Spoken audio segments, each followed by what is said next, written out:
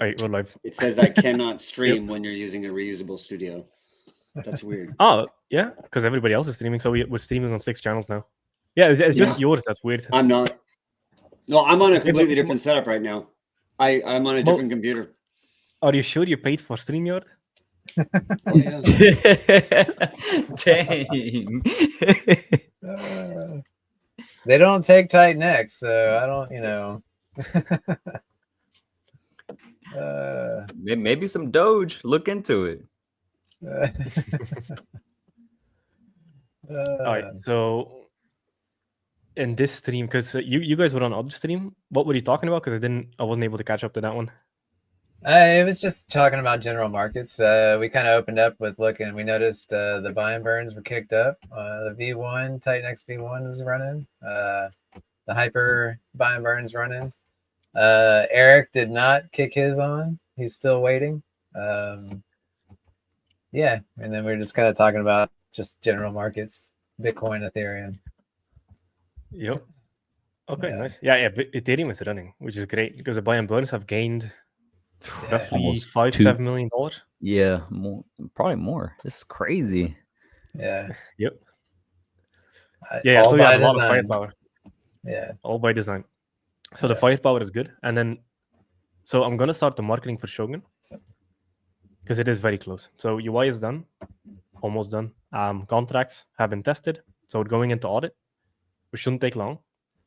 And then Shogun is going to be the first build on X28 protocol. So people are going to be able to enter the auction for Shogun. So Shogun is going to be a hyperdeflationary protocol with a set distribution day, very similar to Volt. So Volt had 10 days. Shogun is going to be 28 days because we want to get in basically max adoption. Because the point of Shogun is to have liquidity webs with the entire build on TITANX ecosystem, very similar to Element 280. And the cool thing about Element 280 is Element 280 did roughly $3 million a day in volume during the minting phase. Dang. 70% of that being arbitrage bots solely, not the buy and burns, because the prices were so out of whack across all pairs. So Shogun is going to essentially capitalize on that. We're going to create pairs with everything in the ecosystem. So to enter Shogun, you're going to need either liquid X28 or a TITANX stake. So with a TITANX stake, you'll be able to burn your stake to go into the auction. You'll get one-to-one value. So one of the cool things that we did in the auction is, so you go in with liquid X28 or TITANX stake. When you go in with, for example, 100 billion TITANX stake, you have to supply 100 billion TITANX liquid to be able to enter the auction, because otherwise the mechanics break and the math doesn't make sense. So half goes to work towards buying and burning Shogun and doing some other stuff, which is going to be clear in the white paper, and also liquidity webbing. So the stake gets burned. The 8% dev reward from a stake also goes towards the buy and burn, and the other 50% of the TITANX buys X28, buys Shogun, burns it, which constantly breaks the ARP ceiling on X28. And then the other side of it is you can also enter with liquid X28. Now, liquid X28, the interesting thing that we did in the auction is we made it one-to-one value with TITANX. So, for example, if X28 is trading at 0.9 TITANX per X28, that's a 10% discount on the one-to-one rate. You can get 100% of the value in the auction, which is like a social consensus of, hey, this is worth 1 TITANX. So if it's trading below 10, you can essentially get a 10% free ROI on your auction by entering with X28 if it's off peg.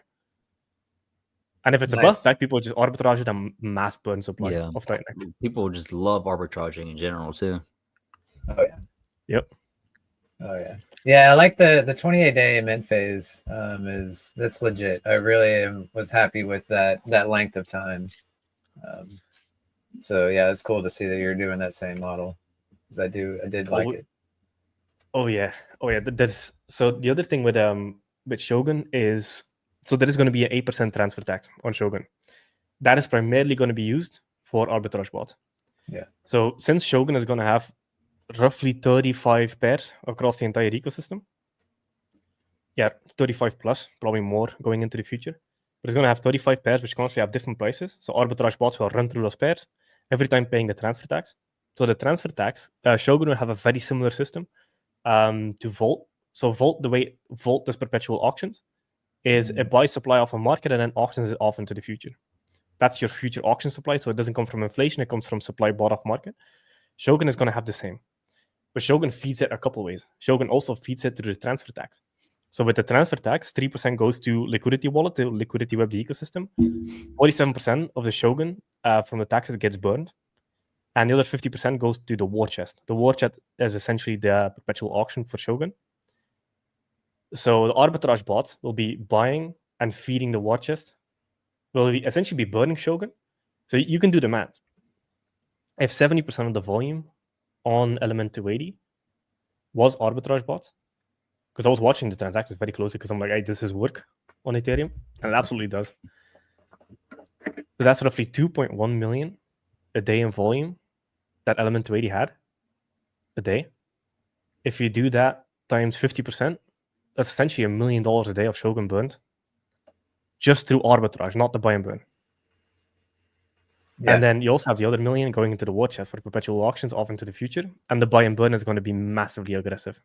So it's cap supply from the beginning. It's just having like same thing with a Volt style where it's a set supply, and then over 28 days you're auctioning off that full supply, and then after that it's going into the war Correct. chest. Okay. So there's 2.8 billion supply that will get. So it's 100 million a day for 28 days, which is 2.8 billion. 2.8 billion, and then 100 million goes towards liquidity wallet that will set up the initial pair. So we're going to try to get all the pairs live on day one, so the arbitrage bots can get churning from day one. Oh yeah. which Smart. is a really cool idea. And Yep. the LP tokens get burned. So we'll set up the LPs and burn the LP tokens. So it's forever locked LP, which also creates something very interesting in the ecosystem. Because Uniswap V2 LP tokens, well, Uniswap V2 LP positions, they essentially accumulate the fees. So Shogun will also become an indirect supply sink for all the build on TITANX protocols as volume runs through those pairs. For example, Element Shogun, Volt Shogun, X28 Shogun, etc. That is essentially forever supply sink because all the fees get stuck in the pool. So it's making everything else hyperinflationary with it. Right. Yeah, I like that. Yeah. A lot of people were confused with like they're not experienced with the V2 pools. They're like, how do I see my rewards? And like every trade, it's automatically in there. You know, like you're compounding on every trade. So that's what the same thing. Yeah, we burned all the element LPs because you don't have to collect fees. It just adds to it. So yeah, I love it. That's great. Like the arbitrage, I think that's a huge way to get that burning going, no doubt. Like, oh wait, Ali and Mo's here. Yo, what's up? All right. There we go. You didn't go ahead and give a launch date for Shogun, did you? He did. Oh. Could be Yeah, you missed it. Oh. Not a date. Did you give a date? Yeah. Yeah, you didn't hear him? No. It's like a protocol every day here, man. What the hell? Build on X28. X28 is massive leverage on the ecosystem. Yeah, it really is. I was glad to see that came out so quickly. Yeah, because we were kind of waiting to see a lot of builders talking about it, kind of waiting to see what was going to happen. You know, you'd mentioned a few different things, the things you were thinking about, and we were all kept in the dark yet again, waiting to see what happened. I couldn't believe it. As I woke up and I was like, "What? It's already out." So yeah, nice, simple, straightforward, and everybody has time now. You know, nothing's launched yet. Everybody has time to get their head around it. Yeah, so great move. Yeah. For people that don't know how X28 works, essentially X28 is omni-chain TITANX. It's one-to-one creatable. It's zero slippage. So if you just go to x28.win, x28.win, if you have 100 billion TITANX, you can turn that into 100 billion X28 just in 12 seconds, as long as it takes to fill a block, essentially. Well, 24 seconds, because you have to do the approval and then you do the transaction. So it's zero slippage, it's one-to-one, and X28 will trade omni-chain. So we'll roll out chains slowly as time goes on. There's no rush to do it. Like we can add any chain we want off into the future. But that's essentially omni-chain X28. Now, the cool thing that happens is when people build on X28, for people to create the X28 supply, half of the TITANX used. So if somebody comes in with 100 billion TITANX, 50 billion of that gets burned. They get 100 billion X28, so they don't care. They have that X28. But half of that TITANX gets burned. The other half gets used to buy and burn X28, constantly essentially breaking that ceiling of arbitrage, causing more supply to come in. As TITANX gets scarcer and X28 gets scarcer with it, it pushes both prices up. So it's a very, very symbiotic system. And then the goal is essentially to replace build on TITANX with build on X28, follow all the same rules, just whatever TITANX is, copy, just replace it with X28. So X28 becomes the input token. And that way we essentially can have an omni-chain ecosystem, because the reason at first I was going to do TITANX inside of Shogun, I decided to do X28 because somebody needs to force adoption on X28. So there's enough users for builders to go after. So I'm like, hey, I'll be the dude. I can force everybody to X28. I don't really think you needed to. I'm pretty sure we're all excited to build on X28, but Okay. but I appreciate it. Yeah. What about this one then? All right. Is it better for everybody to focus their attentions on a single chain, or is it better for everybody to spread out and try and go far and wide, or do we work together to kind of build another ecosystem out on another chain first? Obviously, you look at the volume on different chains. Obviously, you went to Ethereum and not Pulse Chain because of the volume was all there. Where do we go next? Is there a benefit? Obviously, everybody's going to do their own thing. Everybody's going to see opportunities in different places. Builders are all going to have their preferred maybe chains to go to. But is there if you got an opinion, Jake, on what it's best for? Okay, because the conversation is already fucking starting. We've got 3-4 builds on the go at the minute, and everybody's saying, right, how do we make sure that this is X28 compatible? I know that's not the right question, but it's like, everybody's talking about it already. Where we're going to go, what are we going to do? What's your opinion on what we should? Is there a benefit for us all going to say base, for example, or what do you think? Anybody got any opinions on that? I don't think there's a benefit. It's application specific, because we have all the adoption on Ethereum. Ethereum is the big daddy chain essentially of crypto, and as long as people can go anywhere. So I think you'll see different ecosystems form around X28 depending on the chain. On Base, you might have like some meme stuff happening. On Arbitrum, you might have some DeFi stuff happening around X28. Like every chain kind of has its own vibe.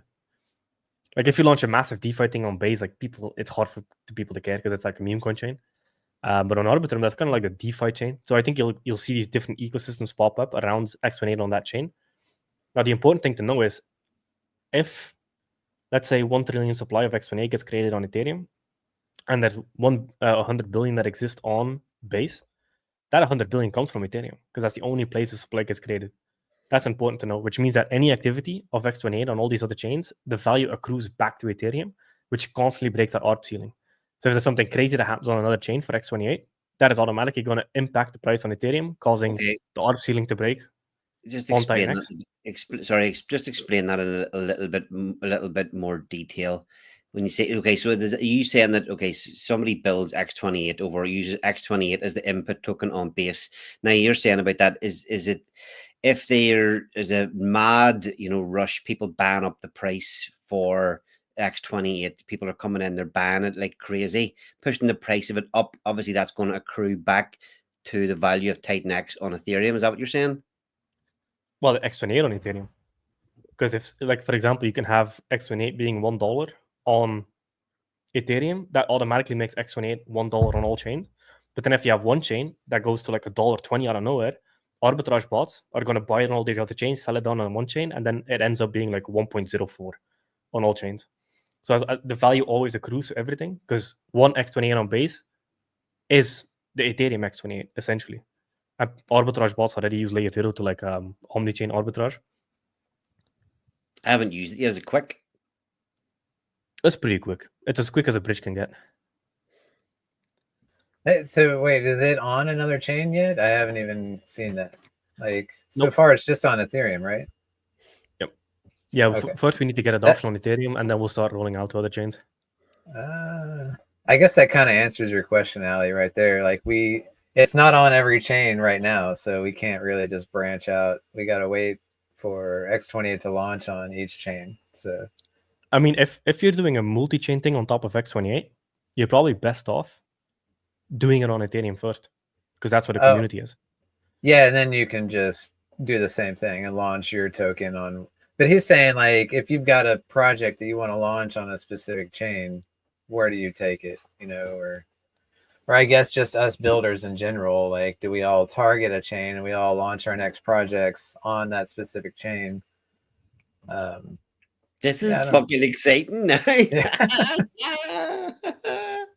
Yeah, I'm already looking at adapting stacks to incorporate X28 for sure. That needs to be a thing. So Hell Mo yeah. hasn't Yeah, there's spoken. already a bunch of stuff. Mo's YouTube ban's kicked in. He's not even allowed to speak on YouTube anymore. It's just a video of him sitting there. Oh, but he's muted. Not no more. I'll just let him keep talking. Yeah. I'm in my little corner for now. Mo, you're muted. No. No. You need to unplug and plug your microphone back in, I guess. Something. Mo was like, oh my God. He's like, We're stressing him out over there. Yeah, really though. Poor Mo, man. Yeah, no, I'm excited. I don't mean, my mind just started racing whenever I seen that X28 was like, oh, fuck, I better get something built ASAP. But yeah, it's like, okay, take a break. There's plenty of time. So what way does it work? The What way does it simplest work, thing right? is just to swap, instead of using TITANX, use X28 on whatever you're Yep. doing. Simple. Yeah. And so will you switch? I've seen on the toggles, the little bridge, obviously they're inactive. Will you just switch them on one by one, or will it be a mad switch everything on type of thing, or will you switch them on one by one? Probably one by one. Yeah. Sweet. Yeah, one by one. When? For sure. When? First Ethereum. Let's start there first. So on X28, Shogun is building on X28. There's a Vault builder coming for X28 and Shogun. Titan Farms will likely have X28 pairings. Probably multiple, is my guess, because it makes a lot of sense. And those are three things that are confirmed to be building. And now you guys are talking about building stuff on X28? Yeah, That's of also- course, of course. Yeah, no doubt. I I mean, mean, it makes sense. I want to get you want to go and branch out and just we're having a lot of success doing what we're doing, but we're so untapped into so many places in crypto, not just just other communities, even outside of Ethereum. But it's just going to be exciting to see where everybody decides to go. I mean, technically, you can take anything that we've built already, can be tweaked as the input tokens X28 and dropped anywhere else. We've got we all have all these projects that are all kind of ready to go. And there's a few switches in the code base, and we're there. So yeah. Oh, I don't know. Yeah, but I think people, it's going to click with X28 what happens. Because X28 in the first 36 hours burned $350,000 worth of TITANX. There's nothing's even built on it yet. So imagine what that is like once people need X28. Yeah, I think even Shogun you'll see a mad rush. It'd be good to just see how much of adoption it does get.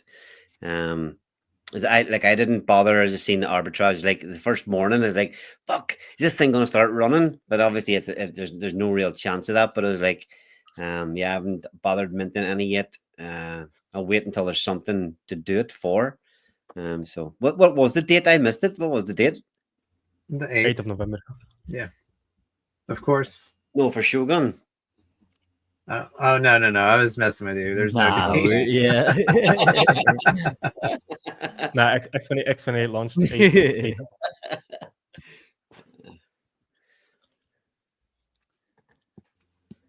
Oh man, Helios, when is it going? X28 soon. We're working on stacks right now. That's next in the pipeline. And then Can you give a hint for stacks? it's got to wait its turn. Element 369 is coming next, and then stacks. So I don't want to like hype everything out of order, So there's an order to these things. There really is. There's a lot happening in Inferno over the next, I'd say over the next 6 weeks. There's been a bit of a break. Alien X was the last thing to launch there. Phoenix is close. E369 is close. Fleur is getting well on in development.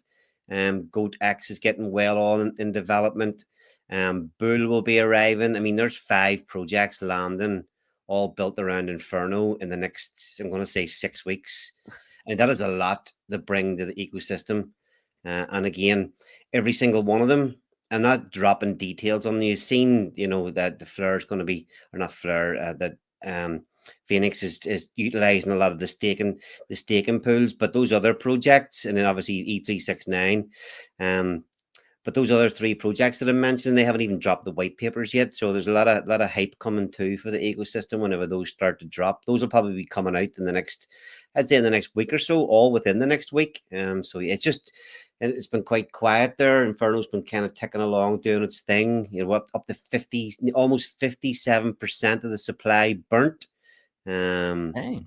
And then this, all these, as I say, 5 protocols getting launched. Bull's obviously going to be very close as well.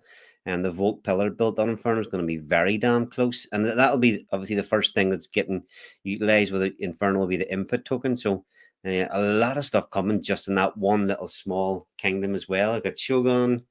Yes, like everything. Very excited, yeah. man. Heck yeah. I'm definitely stacking some Inferno, no doubt. Did anybody get that wick on TITANX was absolutely mental today. It was insane. You know the funniest part of all of this, because I think I was talking in the Volt Telegram. It's this idea that the whole community was sharing. Oh, do you have the big unstaking event? The big unstaking event. Everything's going to 0. And then I look at the actual, because on-chain is true. Like, people can do their narratives and opinions, etc., but on-chain is true. So when you look on-chain, all the dumping came from whales that were built on TITANX whales. So you had a Volt guy with roughly 10 to 20 million Volt dumping. You had a Dragon X, 2 Dragon X whales dumping roughly 200 billion Dragon X-ish over the last few days. And that was most of the dump. 200 most of the dump was built on billion Titan. Dragon X. Jesus. Yeah, exactly. And but it was two separate guys. I even checked their wallets; they were not linked. So two separate whales, and the actual unstaker, roughly 3 to 7% of them sold. The other 93% are just normal ass holders that just snipe the 369 pair and just want to hold. They want to hold their position. So everybody thought there's one big thing like this is happening, and then it's the complete opposite. All right. So what about the ban burns activating every single minute? That was a pretty fucking shrewd move. You've seen it. Wouldn't say you've seen it coming, but obviously it was the right thing to do. So yeah, it's interesting. Is that switched off again, or it's still going, pinging at 1 minute? You'll never know.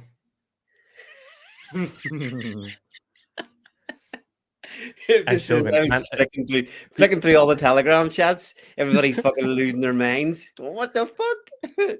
It's going every 1 minute. This is only going to last 2 days.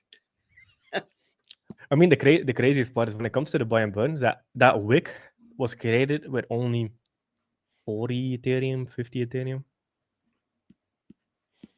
The rest was just momentum. Right. People underestimate how much a buy and burn can do. Yeah, just changing like you said, just changing the momentum, letting the people carry it. Just like there's the momentum with selling, you can get cascading buys as well, no doubt. There's so much damn 100%. Emotion in these people's trades. It's crazy. Yeah, I think it's because this unstaking event was so televised throughout all the community. Well, that's not actually what's happening. Also, all the whales, because I track all the wallets. I don't do it publicly because I don't like fucking people's wallets on Twitter. But I track them privately, and they're all out. All the whales are out, dumping as hammed, like fully out. And then the funny part of it is, most of them dump on the wick, and then the price is 70% higher of where they dumped within an hour. Ouch! I'm like, damn, rage dump, rage pump, and now they're sitting there like, oh my god, fucking hell. They'll probably buy it back, but they got to buy it back at a higher price. Oh, I've seen that a ton, so much. And I'm like, guys, can you just sit on your hand? What's with all this selling and buying? And then when you look at these traders on the chart, oftentimes they end up buying back higher. So they lose like 2 to 3% on a trade, or like 10 to 20% on a trade. Then they make 3%. They think they're winning, and then they lose 5% on the next trade. You see this all over the place. Yeah, I don't even pretend to be a trader, so just stick with the fundamentals. You know, like hyperdeflation is just now hitting. Like, why are you selling right now? I don't get it. So Oh yeah, it's all good. I mean the burn rate has gone up a ton. So on average, we were burning 100 billion ish TITANX a day. With X28 being live, we've upped that to 220 billion average now a day, and that's without anything built on X28. So you can imagine when Shogun goes live, we'll probably hit a burn rate of close to $500 billion a day. That's burning a whale a day just through build on TITANX protocol, not even through buy and burn. Yeah, you think Right. you think the Shogun will double that? That's a lot. Even that's a lot per day. 220 Yeah. billion a day. That's a lot. Man, after seeing people like aping Hydra, like everything Jay comes out with, they ape. You know, so I believe it. Oh, and now it's the hyperdeflationary thing, you know. So I think people are gonna go heavy. Yeah, because as well the fact you get your it is an auction based thing, isn't it? 28 days. Did I hear you saying 28 days every day? So you get your coins the next day, 24-hour lockup, or 24. Does everybody get their coins the same day, or is it time stamped in the 24-hour period? On takeover. So it's a 24 hours takeover for the distribution. They get it straight after. So everybody all at the same time? Yes. So then the cool thing is with Shogun, because we have the transfer tax. Half goes to the war chest for perpetual auctions off into the future. 3% goes towards liquidity to liquidity web and deepen liquidity pools. And then 47% of the Shogun gets burned. So as people try to arbitrage the auctions, like go back out, go back in, they'll make a profit, but in the process of doing that, they'll burn a fuck ton of Shogun and feed the war chest for future auctions. So like I'm excited for Shogun, man. I think that one's gonna be wild. Yeah, I'm excited too. All right, guys, I'm gonna hop off here. Just wanted to pop in and say hello. So yeah, have a good day, you guys out in the States, and have a nice evening, Jake. All right, later, buddy. See Yeah, I'm ya. gonna have to hop off too. My wife got home. Mike Dean's in the chat there looking up, I think. Hello, everybody. How's it going? We But just that's hey, chilling. yeah, man. I was just about to go to sleep, but then I saw Ali. I was like, nah, I gotta jump on now. Yeah, I'm leaving. Goodbye. I saw you come in and thought I better leave. Fair enough, man. All good. Yeah, only joking. How's it going, Mike? All good? Yeah, all is well, man. I'm really looking forward, man. X28, we had the launch. Now Shogun. Jake is cooking and not sleeping, man. Yeah, and I sent the UI to Mike. Do you like it? I loved it. I just saw it. I was like, damn, man. It's like I'm behind. I need to get things rolling. Yeah, man. They're all beautiful, man. Beautiful. And I think I think this is it is a great idea, especially the X28 going to multi-chain, because one of the things I've been hearing from a lot of builders, there are some few things which just don't work well enough on Ethereum, just due to the fact that the transaction fees are so high. They need essentially to build on these layer 2s on Base or like Arbitrum, whatever.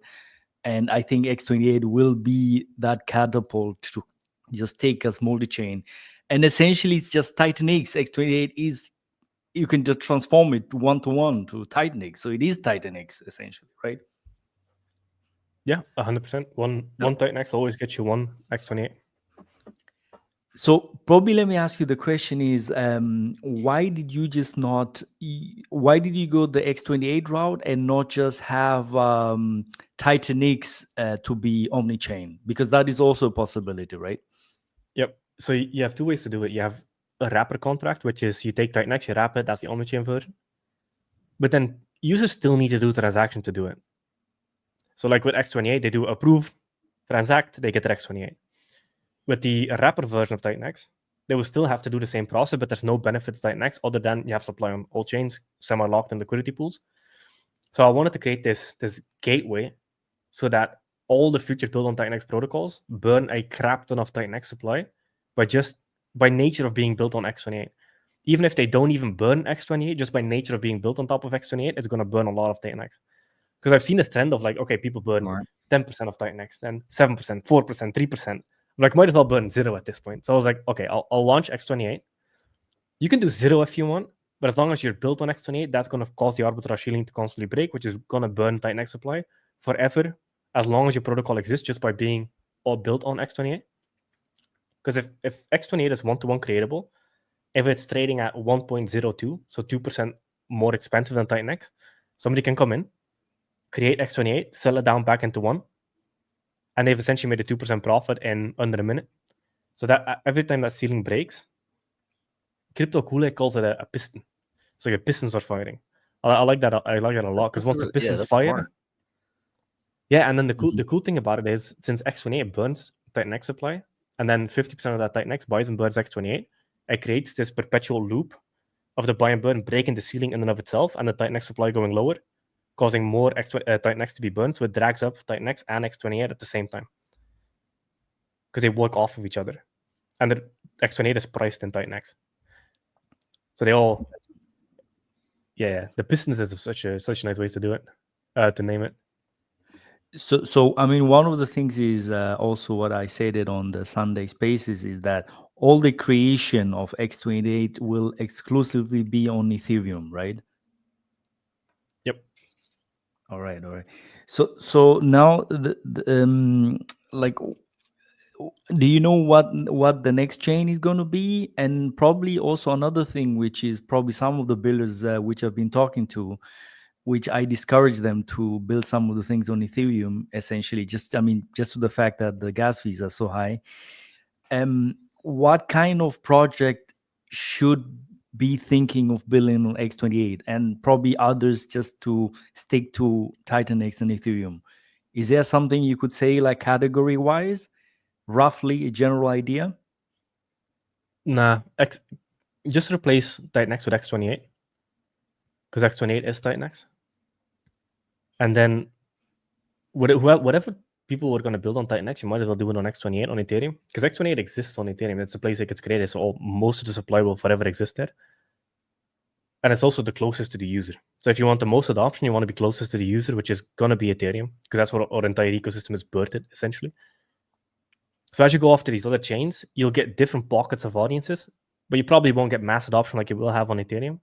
Other chains are probably good if you want some high transaction type protocol. But if it's like an ROI type protocol or an auction system or something along those veins, people don't mind paying the gas fees. I'm still a fan of building on Ethereum because it's the closest to the user, which gets the most adoption. It's the least friction for the user to interact with your protocol. Yeah, so even when you're building on Ethereum, build on X28 as well. Yeah, I agree. Like, there's no reason not to. It just adds additional arb pressure, and Creates like you more said, value for TITANX too. Yeah. And it's the same thing with Pulsar. Like, I'm excited to see them launch something on Pulsar. Like, that's what's really going to ignite Pulsar doing the same thing over on Pulse Chain. Because like right now, they don't really have a whole lot going on. They've got their foundation, which is Pulsar. But then when they build something on Pulsar, and it creates that additional buy pressure on Pulsar, it'll just burn a ton of TITANX. So, oh yeah. Yep, and I'll be a part of that, no doubt. There, you can bet on me building on X28, no doubt. Yeah. What have you got cooking already? Have you have some ideas already for building on X28? Yeah, so like, I know you guys have heard me say wind vaults a few times. I put that on hold because I realized it made more sense to have HLX. So wind vaults is going to be multi-chain, not just one chain, but multiple. And I was realizing that the best scenario for me would be to have HLX involved in every single one of those chains. And so now that X28's there, now I'm going to do HLX the same style. And now I can utilize X28 and HLX, well, HLX 2.0, whatever we're going to call that, because it'll be the same concept. Like I don't want to just wrap HLX. I want to do the same thing where it's a one-way street. Because that's an amazing concept. So yeah, wind vaults will definitely use X28. I've got multiple ideas, and even what I'm building right now, I'm looking to integrate X28 with stacks. I want to utilize X28 as well. So plenty of things. Nice one. Yeah. Do you have any alpha for stacks already, or not yet? Not yet. No, we got Element 369 launching in like a week or two. It's already double audited. We're doing just some extra testing just to be absolutely sure that everything's good. Like it's launch ready right now, but we're not in a hurry.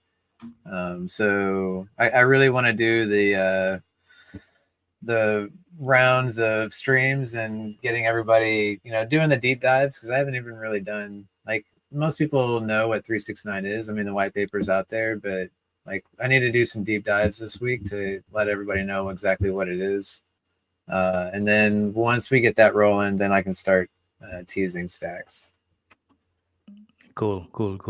Can you give us a quick rundown for E369? Is that correct? Yeah. It's I'm calling it the E280 expansion pack. So you like it like if you've got an E280 NFT, like this will support you. And it's utilizing the Flux protocol. And so it's basically, if you're a fan of Flux, but don't want to be in that daily auction every day, this will automate that process for you. So you just hold the NFT.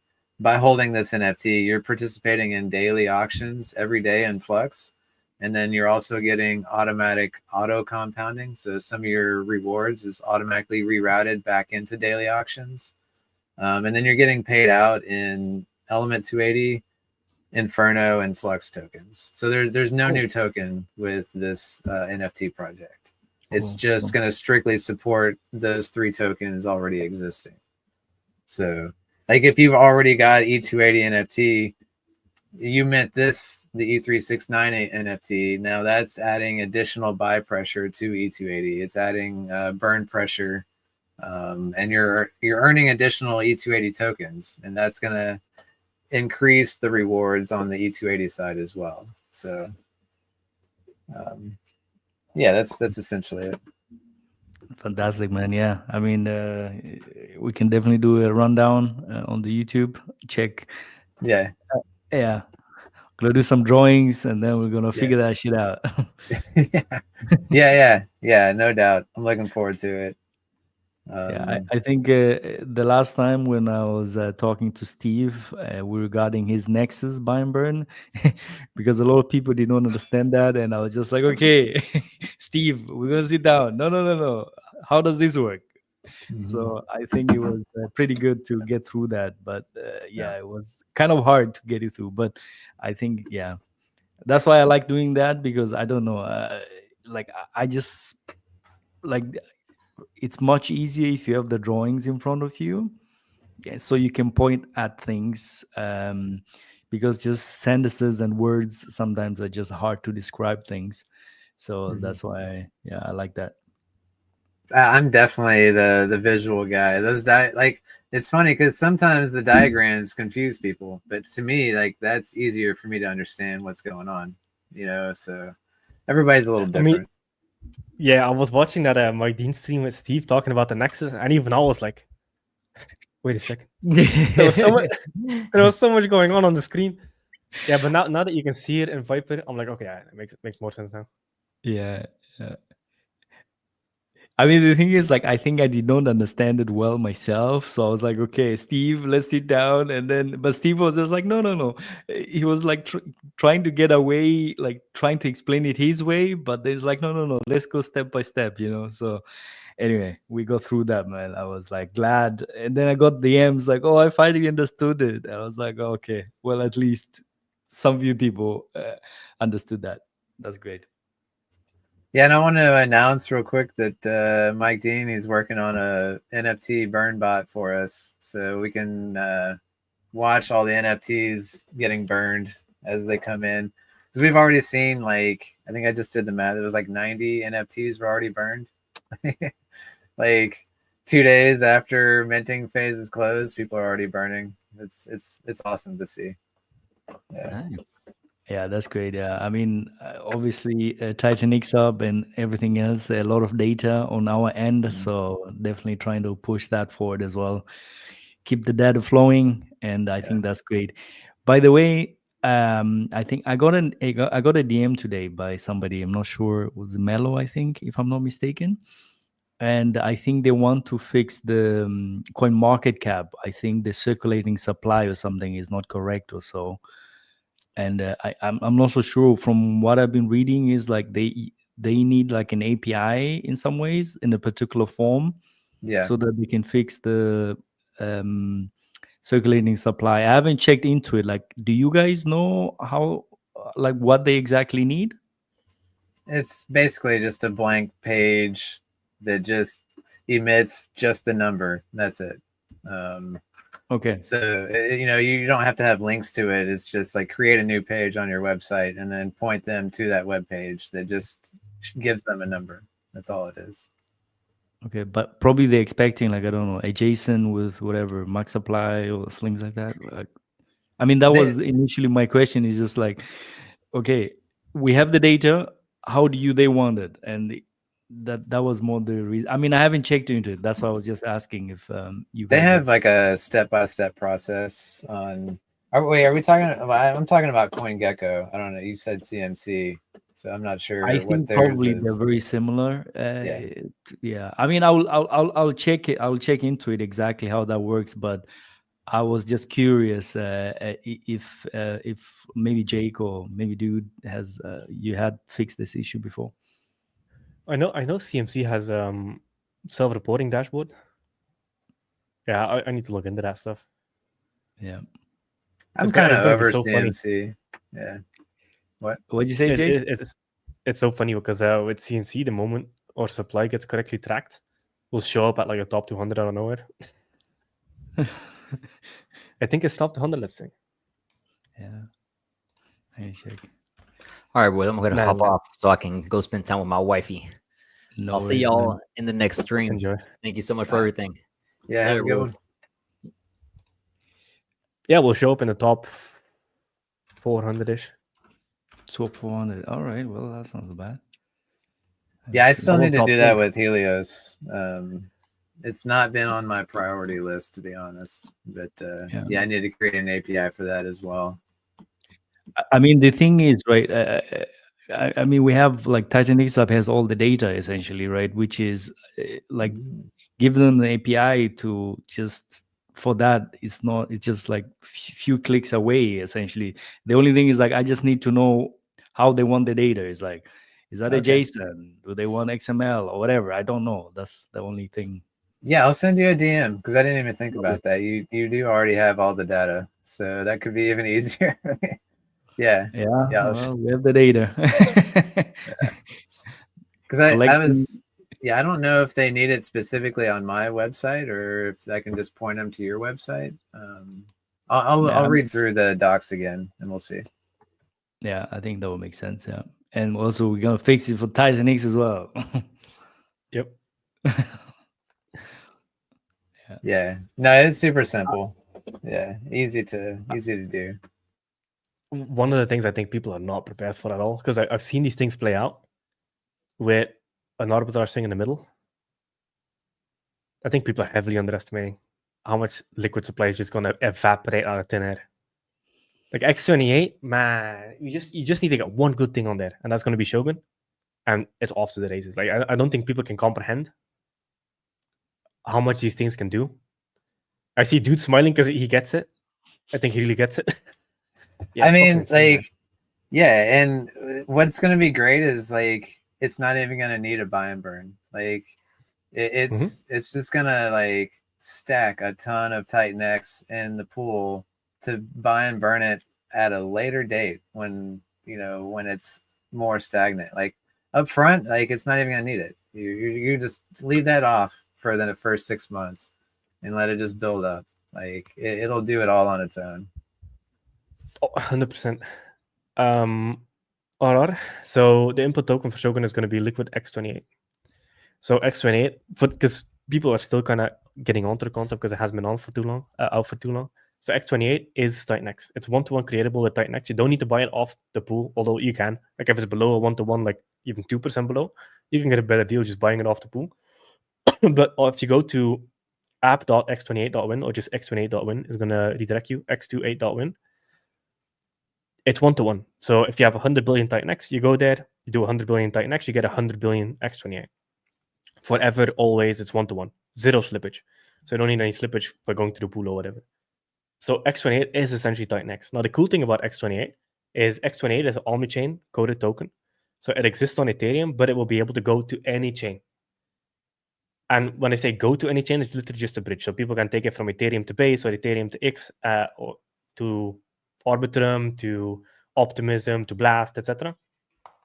BNB chain through a bridge. As they do that, that removes supply from the Ethereum side, making it even harder, making it even easier for Arb to piston off, to burn TITANX supply. Now, when I mention piston, that means every time X28 is worth more than one TITANX. So let's say it trades at 1.02 even.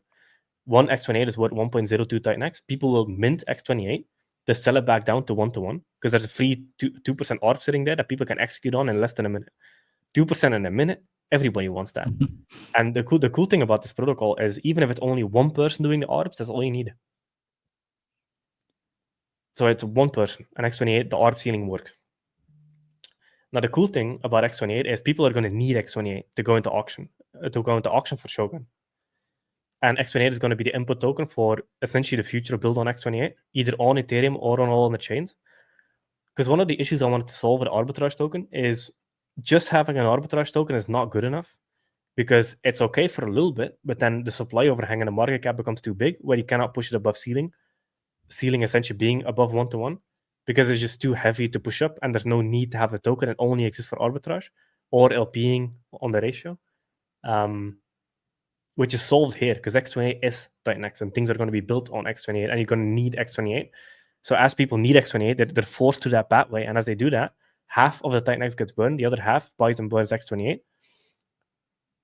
So it drags both things up at the same time. Because as people mint X28, X28 goes up because of the buy and burn. TITANX goes up because now it's more scarce, because the supply is forever burned. So it drags both sides up constantly. So X28 is just look at it as TITANX, essentially, because you can always create it one-to-one. You can always get $1 worth of value for your $1 worth of TITANX. And then the cool thing that we'll also add another layer to this. So the way the Shogun auction calculates the value of your X28 is it's always going to calculate it at one TITANX. So let's say an extreme scenario where X28 trades at 80 cents and TITANX is $1. If you take your X28, you go into the auction, you'll get $1 worth of value in that auction, which means you basically just made it free 20% by entering an auction with X28.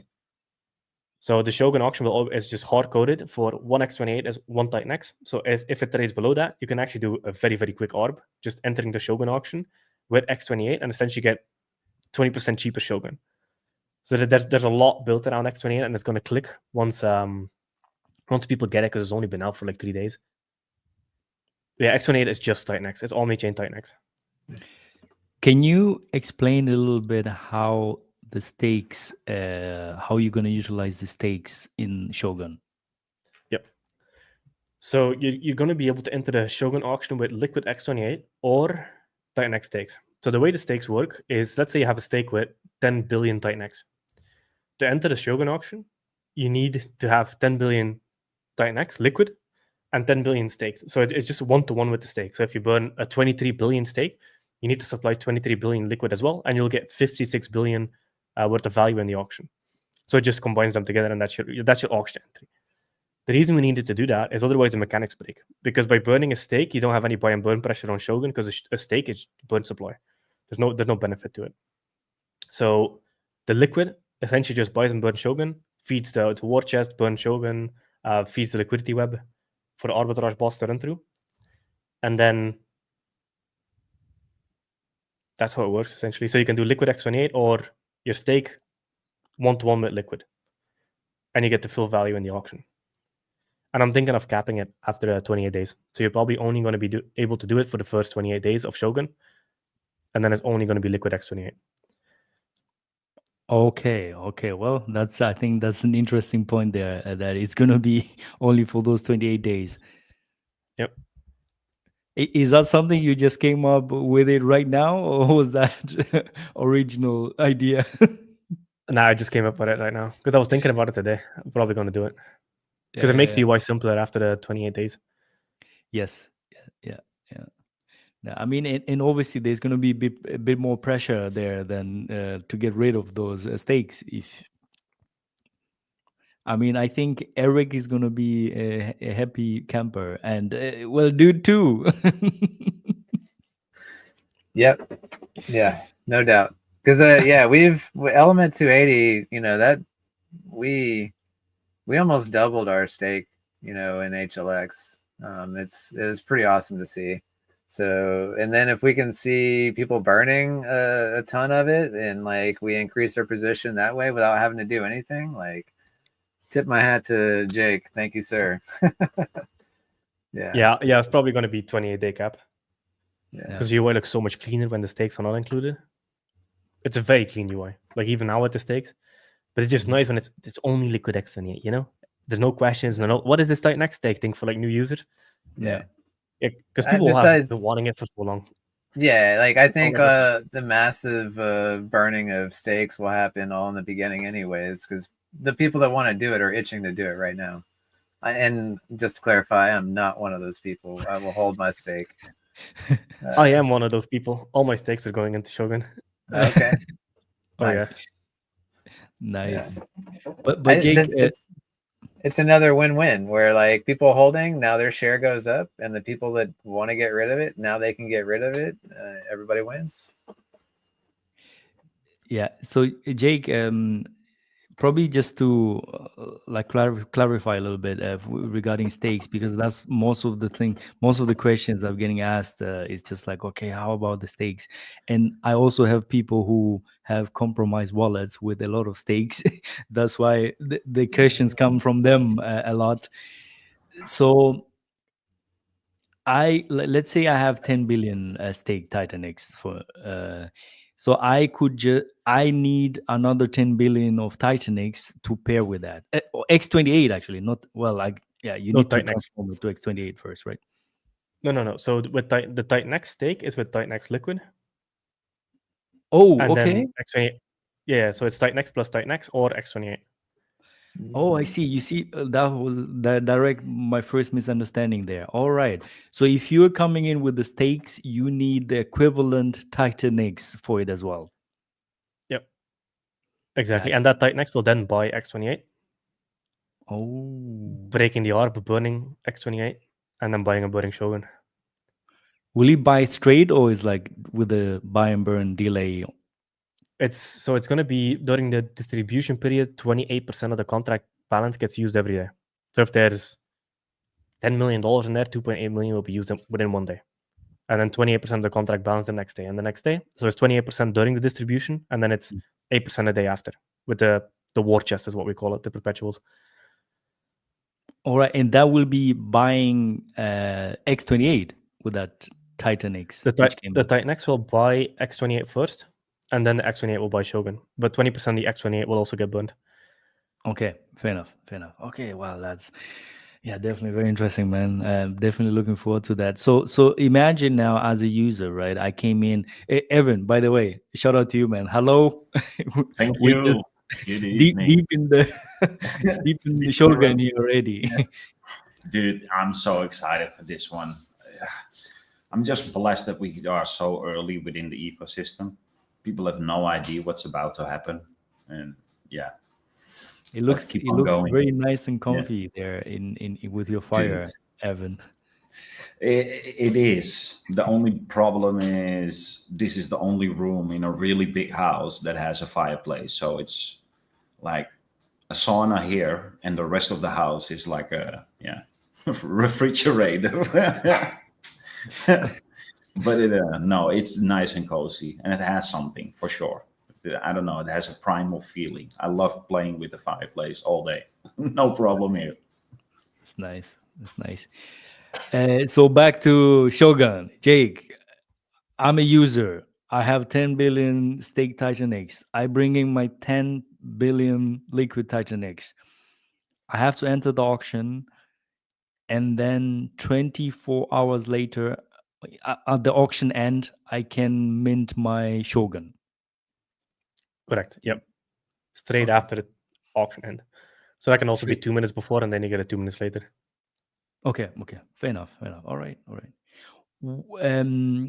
The question is I mean, I'm seeing sometimes, especially like with these auctions as well, is they are like some bots who just like come in like one block before and one block after, like they just dump straight away. Is that something you've looked into? And I why want did that. you okay? Oh yeah, hell yeah. Okay, Yeah, tell us, like, why do you want that? The difference is there's a tax on the token compared to like what Volt has. Gotcha.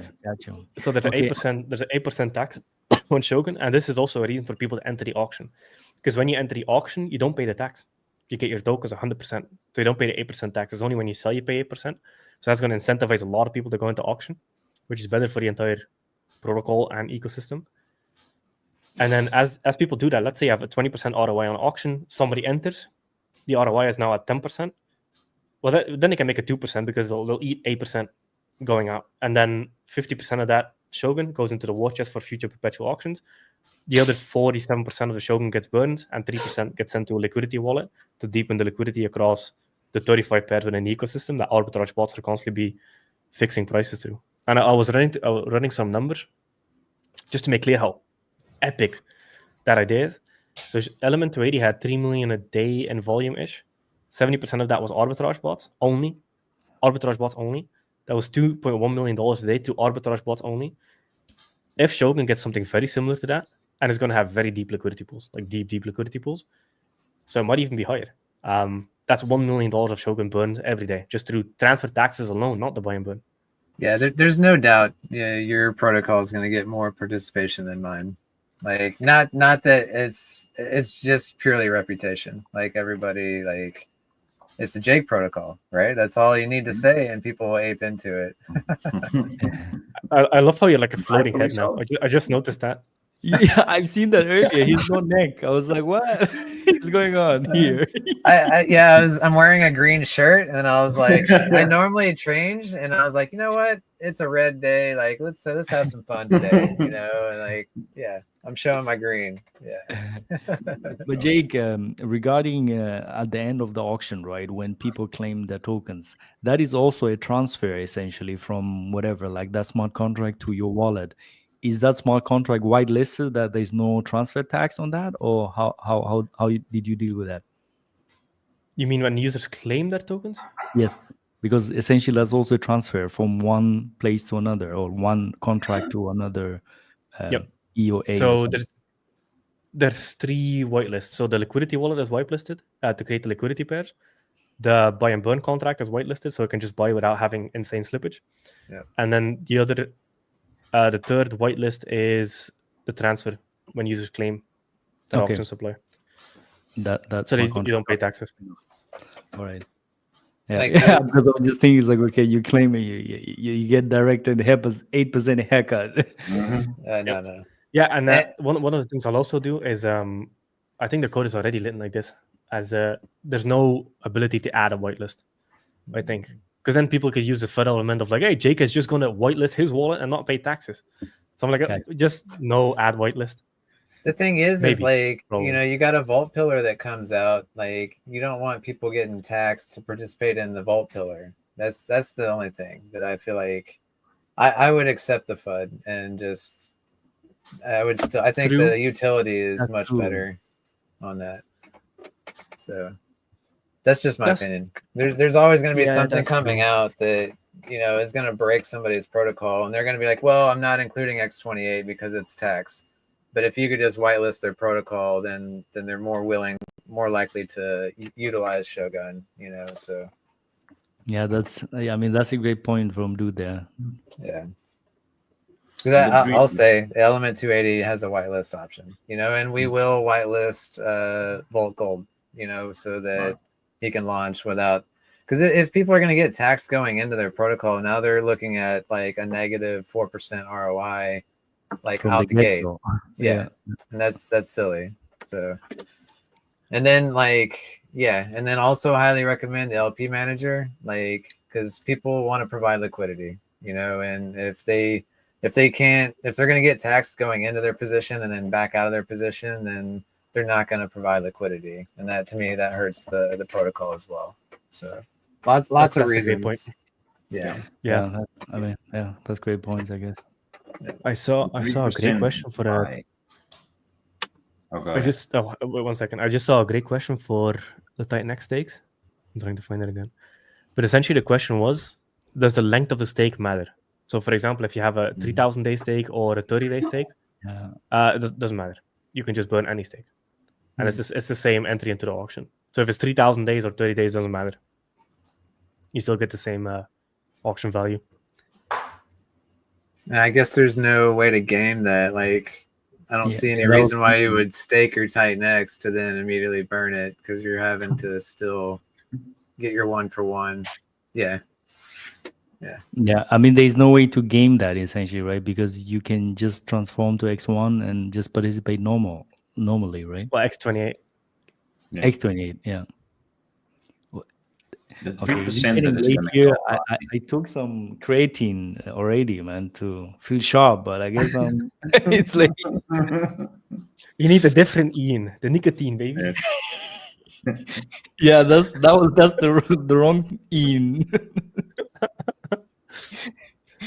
Yeah, that's true. Yeah, but That 3% that is gonna buy all these tokens, is that automatically spread over everything, or is it No. gonna do it one at a time That's and good. let ARPs do the thing?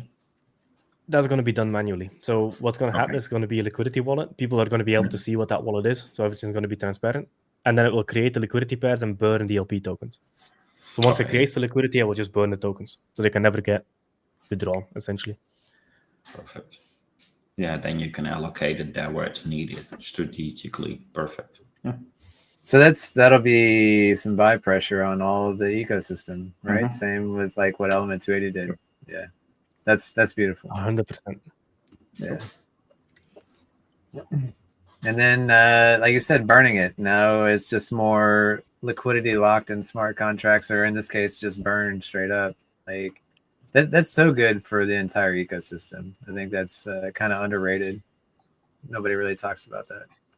But by the way, X28 is currently the third biggest TITANX burner on the list, if I'm not Oh, mistaken. we're heading for number one easy. We're going to beat Dragon X. Yeah. Hold me to it.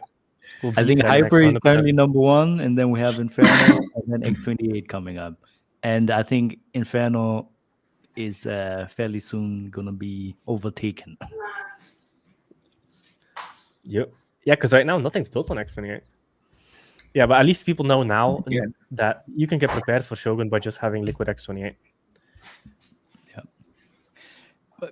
But the thing is, like, there is actually no rush to get X28, right? Because it's only it's 1-to-1 anyway. It's the same thing essentially. So this is not a formal contract, or it's not a formal project. Right, but it's still like he's just saying, if you want to be ready, like if you're trying to ape into Shogun, you would rather have that liquid sitting there, Yeah, fair enough. Yeah. And even the transformation process is only like 20 seconds-ish on average. Yeah. You just need 2 blocks, one for the approval, one for confirmation. Yeah. No, I need to be first in Shogun. I don't have time for that. But you have hourly auction, you know. Locked and loaded. This is actually a great question. I didn't think about this game theory. So Ahmed says, Jake, please confirm if there's 5 trillion TITANX currently staked, they will need to buy or hold 5 trillion TITANX liquid to unstake. Yes, that is accurate. That's some great game theory right there. Yeah.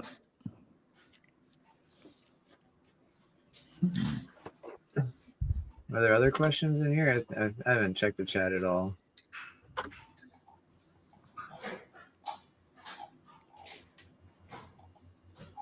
Yeah. Bigger the liquidity pools, the more bots will arbitrage, no doubt. Yeah, good God knows what's up on the LP webs. Oh, yeah.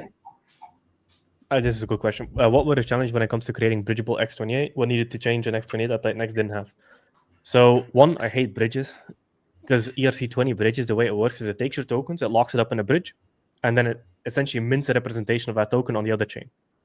But now you're in the risk because man, one of the big reasons crypto is so fucked is because of all the bridge hacks that happen. There's multi-billion-dollar bridge hacks that have happened in the past just because, hey, send your tokens to this contract. Some random IT Korean co-worker has the keys to that bridge contract. They rug all the tokens. They sell billions of dollars on market. And that's usually what happens in the bear market. That and then exchange collapses, etc. So ERC20 bridges suck. So we needed an omni-chain fungible token is what it's called. We use layer 0. So the way layer 0 works is it burns. So let's say you go from Ethereum to Base. It burns it on Ethereum, mints it on Base, and it's non-custodial, meaning your tokens do not go to a contract. So if anything ever happens to layer 0, well, nothing happens to your tokens. Layer 0 is also fully decentralized. So it's not a centralized sequencer, it's a fully decentralized sequencer, sending a transaction from one chain to the other. So the way it works is on Ethereum, it sends a message to the X28 endpoint to the layer 0 endpoint contract on Ethereum. That then sends a message to the layer 0 validator. They send that message to the layer 0 contract on Base, which then communicates with your contract on Base to mint the tokens back to the user. That's kind of the structure of layer 0. But it's a mint and burn protocol. It's not send your tokens to this contract and then get it minted on the other side, and then your tokens can just get rugged from under you. Because that's a custodial bridge. Layer 0 is non-custodial, which is why we went with layer 0. So you need an OFT is what it's called, omni-chain fungible token, to make something omni-chain. If that makes sense. If you use layer 0 specifically. And probably another thing, Jay, you can talk to that as well. If you have an already existing ERC20, I think I saw also there's a possibility to make that layer 0 compatible in some ways. Can you speak to that a little bit? Yeah, that's called a wrapper contract. So that's essentially just you can go in and out. You still kind of have custody of the tokens because the tokens go to a contract, and then it mints you it. So it's still kind of custody, which I don't like. But yeah, you can essentially have a wrapper, but then it's a wrapper contract, so it's your contract, so you can make sure it's safe. And if there are keys, at least you know who has the keys. But ideally no keys. But yeah, you can also have a wrapper OFT. That's without any of the extra game theory that X28 and stuff has. That's just one-to-one in, one-to-one out.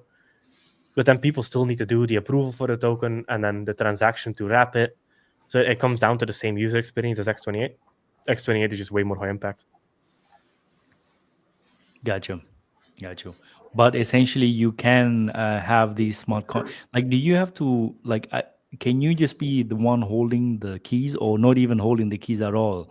Can you just have the specification, or do they give you? No, they don't. They don't have keys. So you'll have the keys to your contract, but you can also decide to do it without keys. Gotcha. Like I don't think for a wrapper you actually don't need keys. Yeah. Yeah, I don't see any reason why your wrapper contract will have keys. I mean, it's somewhat very similar to like ETH and wrapped ETH. You know, it's also just a wrapper in some ways, right? It's a perfect example. Yep. Yeah, it's a perfect example. Ethereum, wrapped Ethereum. Yeah.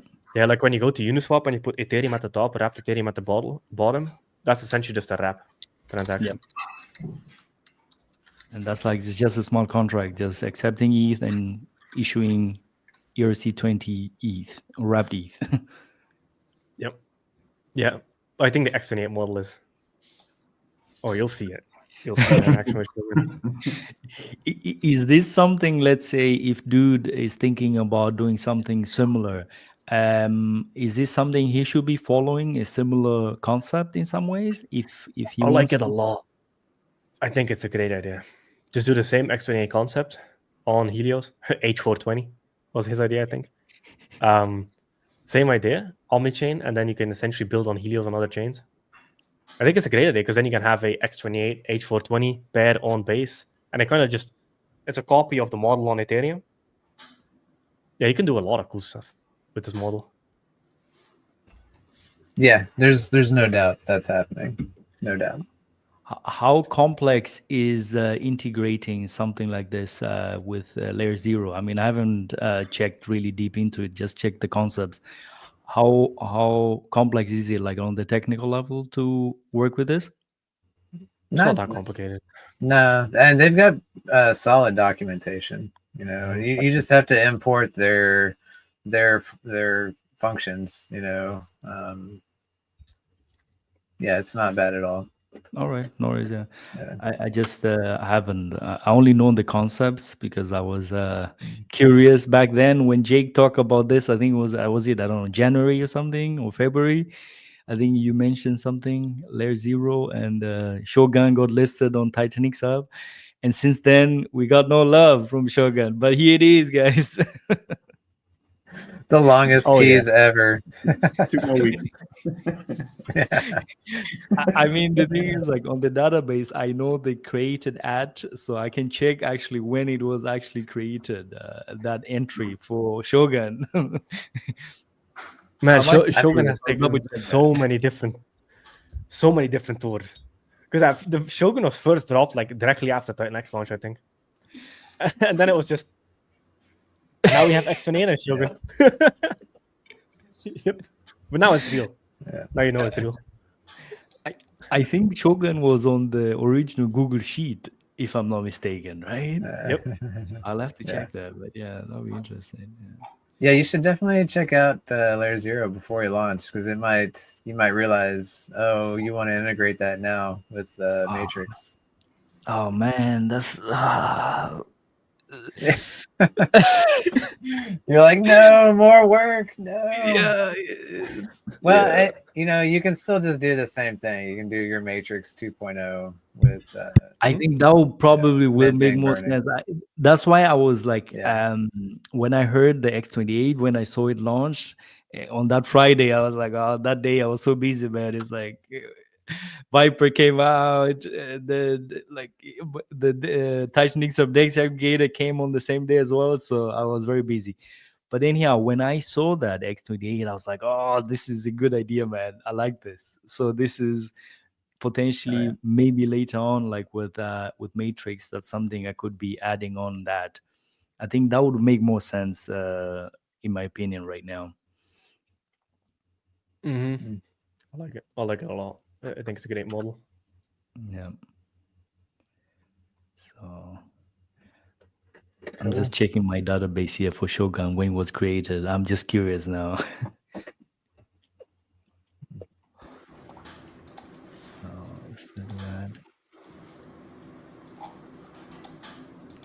How's the Morpheus minting going, Erwin? It's over. It's done over. for. Did I We're miss it? Oh, fine. well, I didn't Yeah, miss it. I was a day one mentor. I will say that, but I There didn't you realize go. it's over. Okay. It was pretty much the only logical day to do it. I mean, we all pretty much knew it's gonna be day one, and then probably a lot of nothing, and that's pretty much what happened. But yeah, no, we're pretty excited for how it all turned out. The support was amazing. Yeah, did not expect it, to be honest. So I didn't miss the raffle yet, did I? No. Probably Wednesday, but we're still working out the details. But yeah, probably Wednesday on stream. And then it's going to be, I believe it was, what was it again? Chainlink. It's going to be used for the randomizer. So yeah. Everything's up, and then we're going to make hopefully 10 different people really happy. And it's not going to fall on one person, but yeah, we'll see. I'm really looking forward to it. It will be a really nice thing to be able to share with somebody that is a smaller player within the ecosystem, to walk away with 22 billion TITANX. Yeah, that would be freaking amazing. For sure. I think Rich Landon will win again. Oh, he won big. I was like, what? Yeah, you know, Marco posted the perfect meme, you know, like that little kid sitting there. Yeah. Nice. Happy for you. I was laughing my ass off when I saw that. That was so perfect. Yeah. And I'll tell you what, though, I guarantee you half of that's going into building on TITANX. Like he's got the building bug in him. So That's awesome. I think that was a great person to win that, because he's not taking the money and running. There's no doubt. Right. It's going to help support the ecosystem in so many ways. So, Yeah, I'm it's very gonna happy get for him. good use. Yeah. Yeah. Shout He's- out to he's- Rich. Yeah. Yeah, he's I mean, dedicated. he has the name for it. At least he won. He has the name for it, man. Rich. So, Sifo asked, is it possible to burn partly burn TITANX stakes or only the whole? It's only the whole stake. So just the full stake. So if you have one big stake, you just need to do one big auction entry. If you have a bunch of small stakes, you need to do it. You're going to be able to batch enter into the auction, but you just have to look at them as individuals. But it's the full, not part. I see Marco in the chat. Yeah, appreciate the laugh. That was great. Yeah. And Smooth and Crypto, what y'all up to? Come say hi. Yeah, jump on. Peer pressure. Yeah, man. Hang out. So I found they created that. I was just curious, guys. The 9th of January, Shogun was created on the database. So, but it was before on the Google Sheet. So there's that. Man, Shogun has seen the world at this point. Yeah. It got left behind. The Google Sheet or website. Nah, fuck Shogun. And now we got a flux capacitor, so we can get it back. Perfect. Shogun. Yeah. All right, so peer pressure, where's some additional alpha on Matrix? What's going on with it? Right?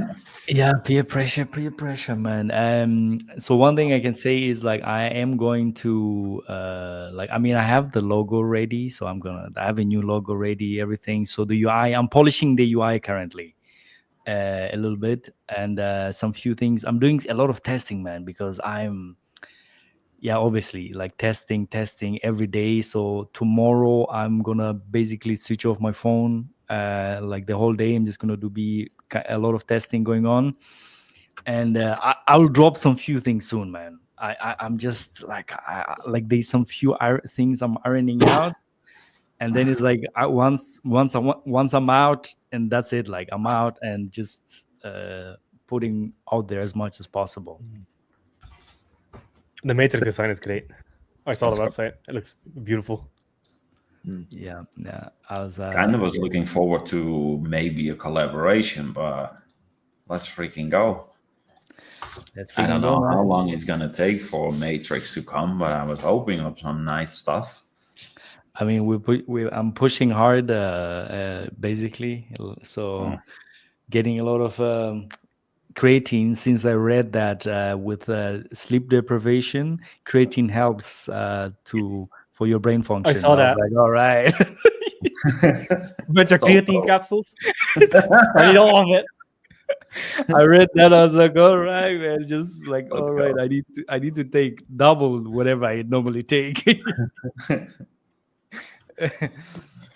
That's also good for muscle recovery, but yeah. Yeah. I mean, I'm already taking it, like, because like for like going to the gym and stuff. But then it's like I read that, I was like, oh man, I like scientists, man, and I like this finding. Double doses from now on. Exactly. Let's go. Great. I just sent you the link, Smooth. Nice. I'll be back in 1 minute. Go get some water. No worries. Oh man, I'm out of water too. I'll wait for him. So, dude, when are you thinking of launching? I mean, your extension pack. We were discussing next weekend. If not, it'll be the weekend after that. I'm pretty sure we'll want to launch on a weekend. But we weren't sure, like, Yeah. I would like to do it sooner than later, but I don't know. I'm not really in a rush, but I am excited to release it. So, yeah, I don't know. Well, how is the launching phase going to be? Is it going to be something very similar, 28 days of minting it, or how were you thinking about it? no, this is gonna sync up with the Flux protocol. So Flux has got 88-day payouts, and so we're gonna have minting phase for the first 44 days, and then the second 44 days, minting is turned off, and then the 88-day payout will hit, and then minting will reopen again for 44 days, and then turn off. So it'll be an on-off schedule every 44 days, in line with Flux. Okay. So the first cycle will be a little bit off because we're not launching like exactly on that 44-day window. So the first cycle will be a little different, but then after that it'll be 44 on, 44 off.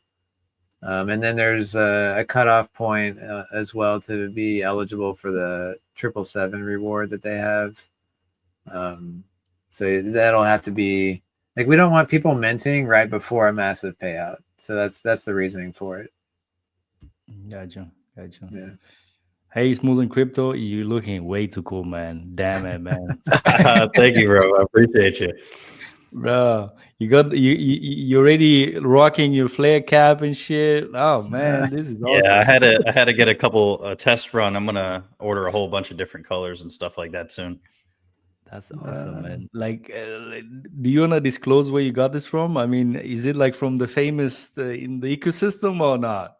No, this is I have a friend that makes these things, so I see. just get them made, and he's ready for my bulk order, and I've been teasing him with it since I made that TITANX hat. So fantastic, man. So is it just because of the camera? It's like the other way around, or yeah, is no, it the right way? it's just upside down. So in general, I have my screen flipped, but if I just tilted it upside down, it'd say flare perfectly. But Lovely. let's see.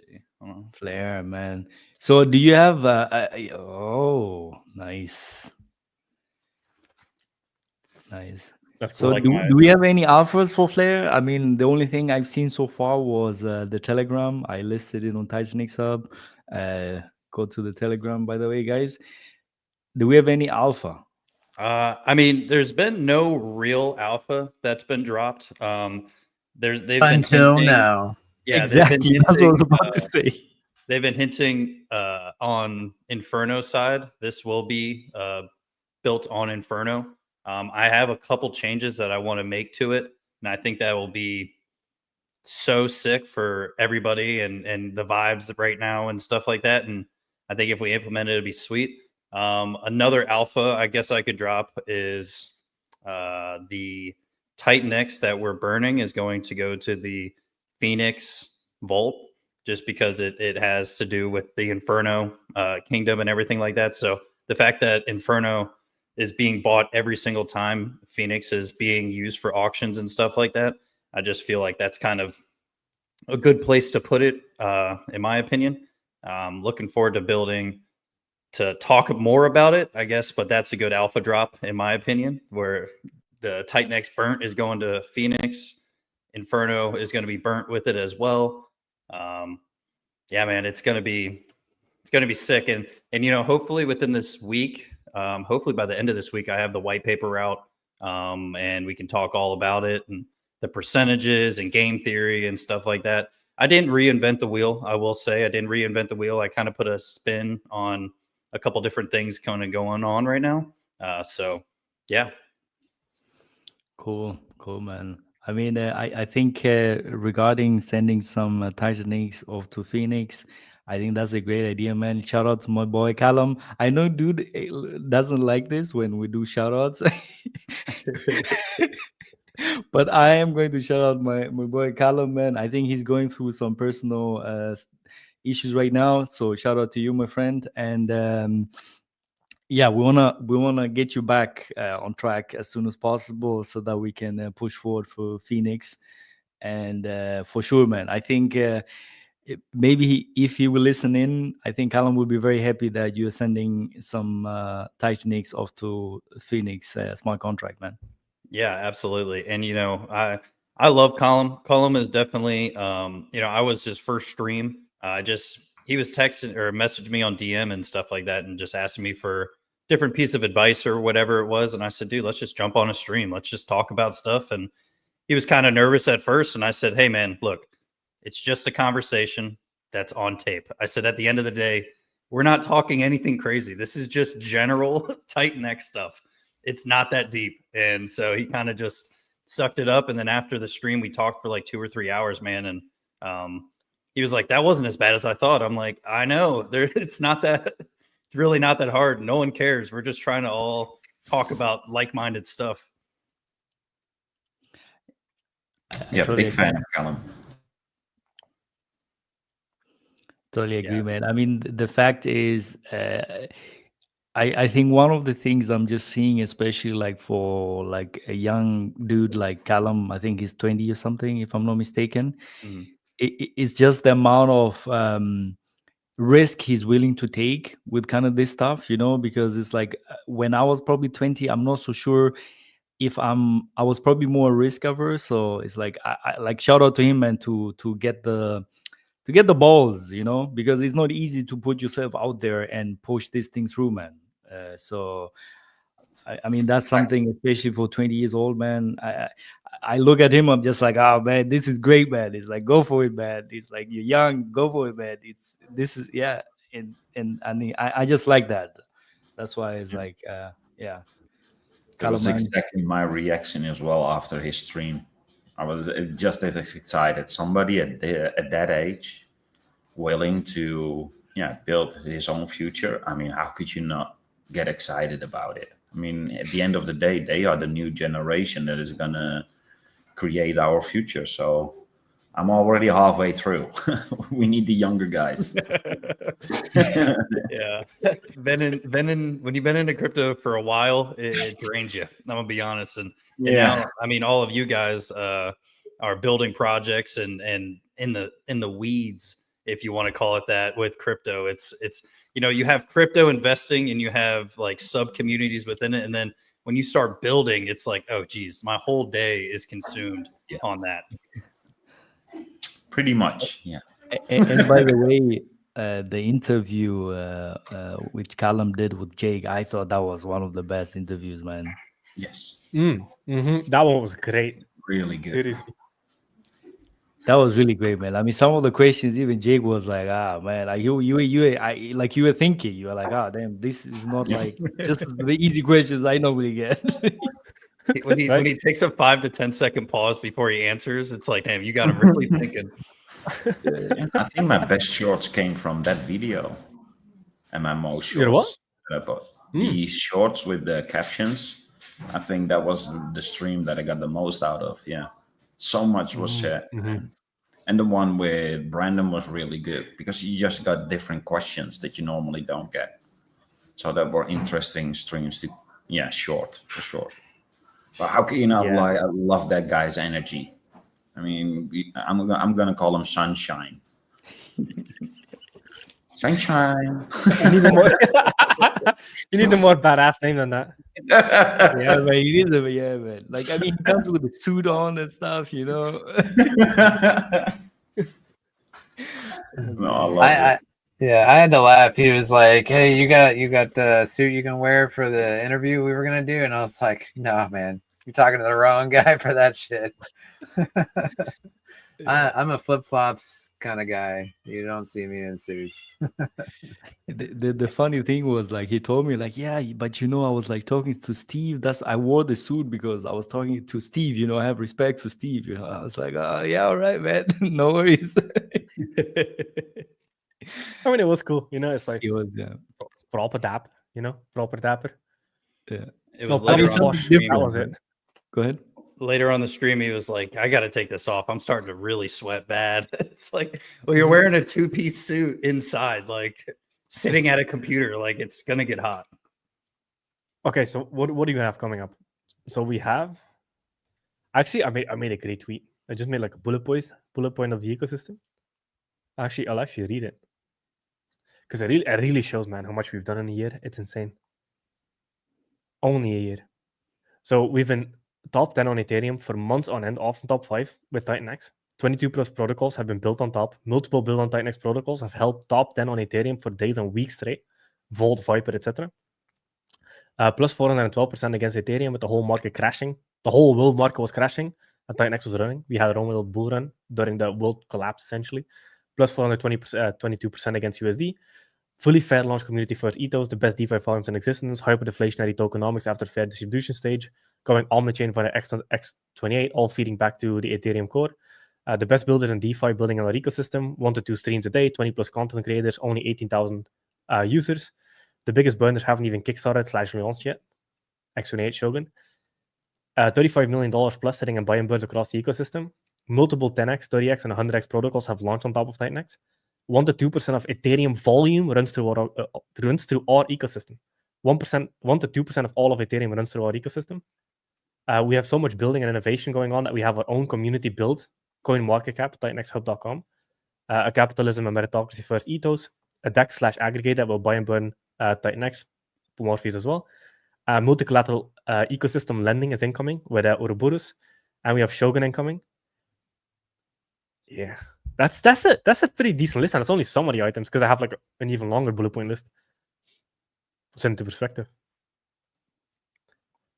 It's a good feeling. Right? I'll be honest. And you know, it's only going to get more thick, and it's going to be like, how do I keep these good bullet points, but how do I keep adding more bullet points to it? Because like those bullet points aren't going to go away necessarily. Some might change, but you're just going to keep adding more and more to it. Man, especially now,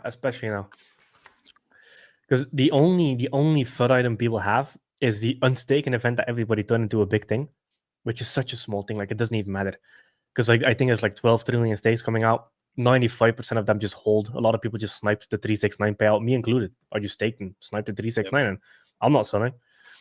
A lot of people did that. Most of the sell pressure was from whales, Volt whales, and Dragon X whales. 90% plus of the dump came from that. They're all out.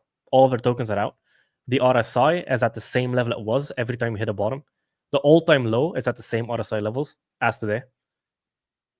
We have Shogun coming up. X28 is live.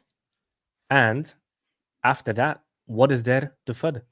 They'll have nothing to grab on anymore. It's just a hyper-deflationary builder ecosystem with badass tokenomics and badass builders. What? Yeah. Do we know what is next? When USDX is that coming next? He's close, because I was watching his Telegram. He's going through final testing now for the lending protocol. Final audit, because he's doing multiple for ORX, no? for Ouroboros. Yeah. USDX. Yeah, I'm surprised how few people minted Ouroboros. Same. It's Yeah. actually great game theory. It's just, I don't know why. Maybe too long. I don't know. I don't understand. Maybe because the lending protocol was not there yet. I can understand that. But the minter, Yeah, I the minter was is always going to be thinking- open. People can still mint later. Yeah, the second it launches, I'm expecting another rush of mints happening. Or when staking comes out, I'm sure a lot of people will go rush to mint. I don't know. Yeah, that's my guess as well. Yeah, because Ouroboros is a great idea. It's a great idea. It's essentially a hyper-deflationary token that you can stake to earn lending fees of the protocol and USDX liquidations.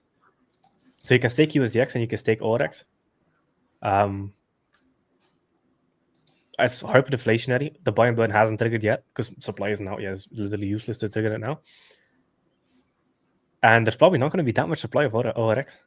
If nobody mints, that just means it's incredibly scarce for a massive platform. That's going to be interesting to see how that plays out. Yeah, Absolutely. I think mints are unlocking today, actually. I'm going to look. Exactly. I think some of the ETH part unlocking is started already, and the TITANX part, I'm not so sure. I think the first one has to be, I mean, it's like 28 days. I haven't checked yet. Yeah, I'm pulling it up. My internet's super slow right now. Yeah, Tell but me about it. he is doing like final testing now and going to the audit, so it is going to be launching very soon. I've been texting with him back and forth, so definitely, yeah, looking forward to that, man. I think it's gonna be great. Yeah, that's going to be big because X28 is probably also going to be supported once the liquidity gets thicker. No Wow, doubt. that's be interesting. Yeah. Yeah, I think this is something definitely like the multi-collateral part of it, which you can just add different things like Dragon X, Titan X, X28. I think that's the powerful thing about this, because most of these stuff, if you just fork liquidity, let's say, like you can only do with one thing. Is like you could have just added Titan X, and now Titan X is becoming X28, which is more or less the same thing, and then you could have had that problem already. Like TITANX now is the X28, but now both things can be listed essentially as a collateral. Yeah, and the cool thing about the protocol, the way he set it up is every form of collateral has its own collateral. So let's say, for example, one of the 10 tokens goes down 50%. It doesn't drag everything else down with it because it has its own collateral held, etc. So you only get liquidated if your token specifically goes down. That's really good design because then you don't have systemic risk from one thing having a dip. That's a great idea. I didn't quite follow that. So like, if you're talking about like you create collateral with 10 tokens, and you're saying like, how does that work? Is it just not just add up all 10 tokens and that's your total backing or collateral? Or so the way I understood it, so let's say you have TITANX, DragonX, Helios. Let's use these three.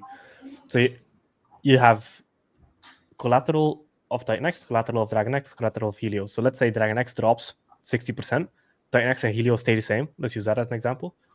Only the DragonX and those vaults will be able to be liquidated with the USDX to get it back to peg, while all the collateral health ratios still stay at that specific asset's collateral ratio. So one collapse of one thing doesn't create systemic liquidation across all assets. It's hard to explain it simply, but was that simple enough? so you're only getting partially liquidated in that scenario. Well, if you're doing Dragon X in that scenario, you could be fully liquidated if you only had 100% health. But the TITANX and Helios guys wouldn't get affected at all. Does that make sense? Okay. So yeah, but I'm understanding this. Can you have a single position with all three as collateral, or you just have to make three different No. positions? They're Three fully different positions, yep. isolated. Okay. Now I get it. They're fully isolated. What you get, the USDX is the same, but they're fully isolated as far as I understood it. And if you minted with TITANX, it's claimable in a day and a half. So we'll probably see a lot of price movement pretty quickly. Oh, you mean?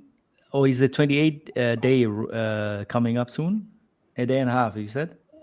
My timer is showing a day and a half, and I was a day one mentor, so Gotcha. the ROI is showing 1,000%. So people are going to be claiming. But the thing is, like, when you claim, you forfeit exactly, right? Because you're not gonna get the full allocation. A ton. Yeah. Yeah. And that's what Jake's saying. It's great game theory to see. Like, it's the full supply is definitely not going to hit the market. People are going to be burning. Yes. So I think it's great theory. Yeah, absolutely. Yeah.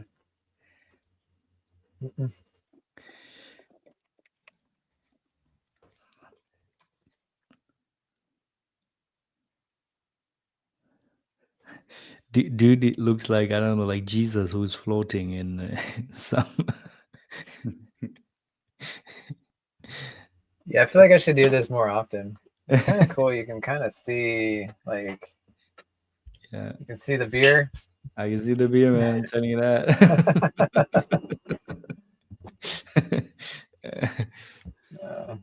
I was gonna type in earlier headless horseman, but the only thing we could see Yeah. was your head, so I was like, that doesn't make sense. Yeah. Yeah, it's fun. Something to do. Have fun today. You know, like my spirits are still very high with TITANX. Like everything that's going on, I'm just so excited for. Like it was great to see Ali just like when he popped in, he was like, oh my God, like he's just like his head's exploding with too much bullishness. I'm I sure mean, it's hard for him. incredibly. Sorry. It's incredibly hard to be bearish with X28. Yeah. Just one thing built on top of that, man. It just mats. You know the mat. Remember that saying? Yeah. The mat just mats. Is that simple? Yeah.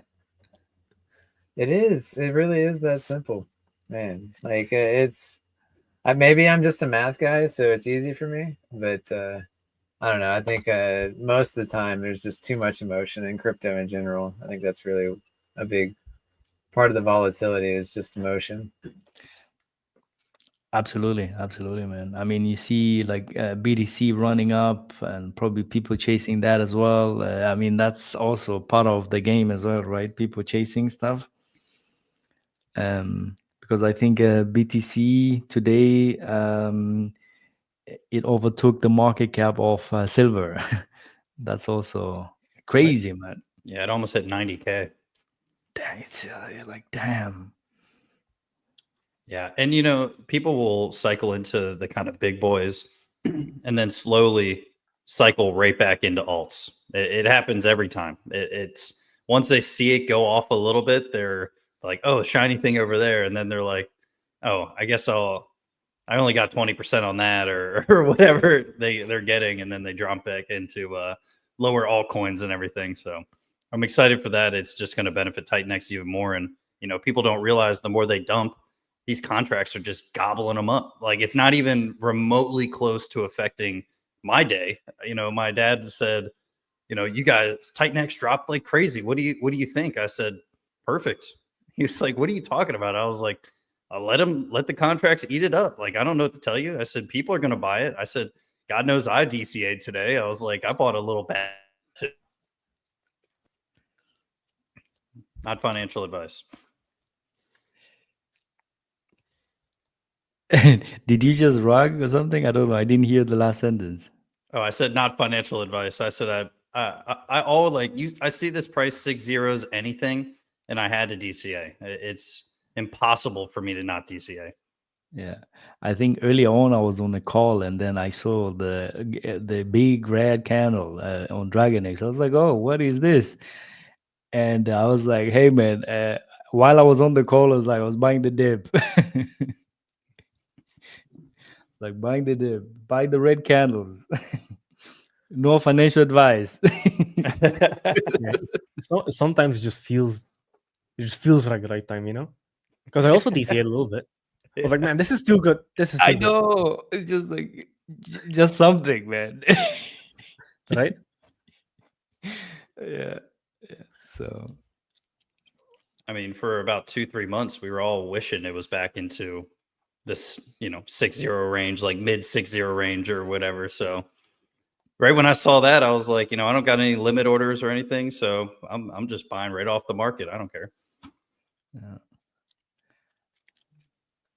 Buying off the Yeah, I mean, Shogun also is not far away at all.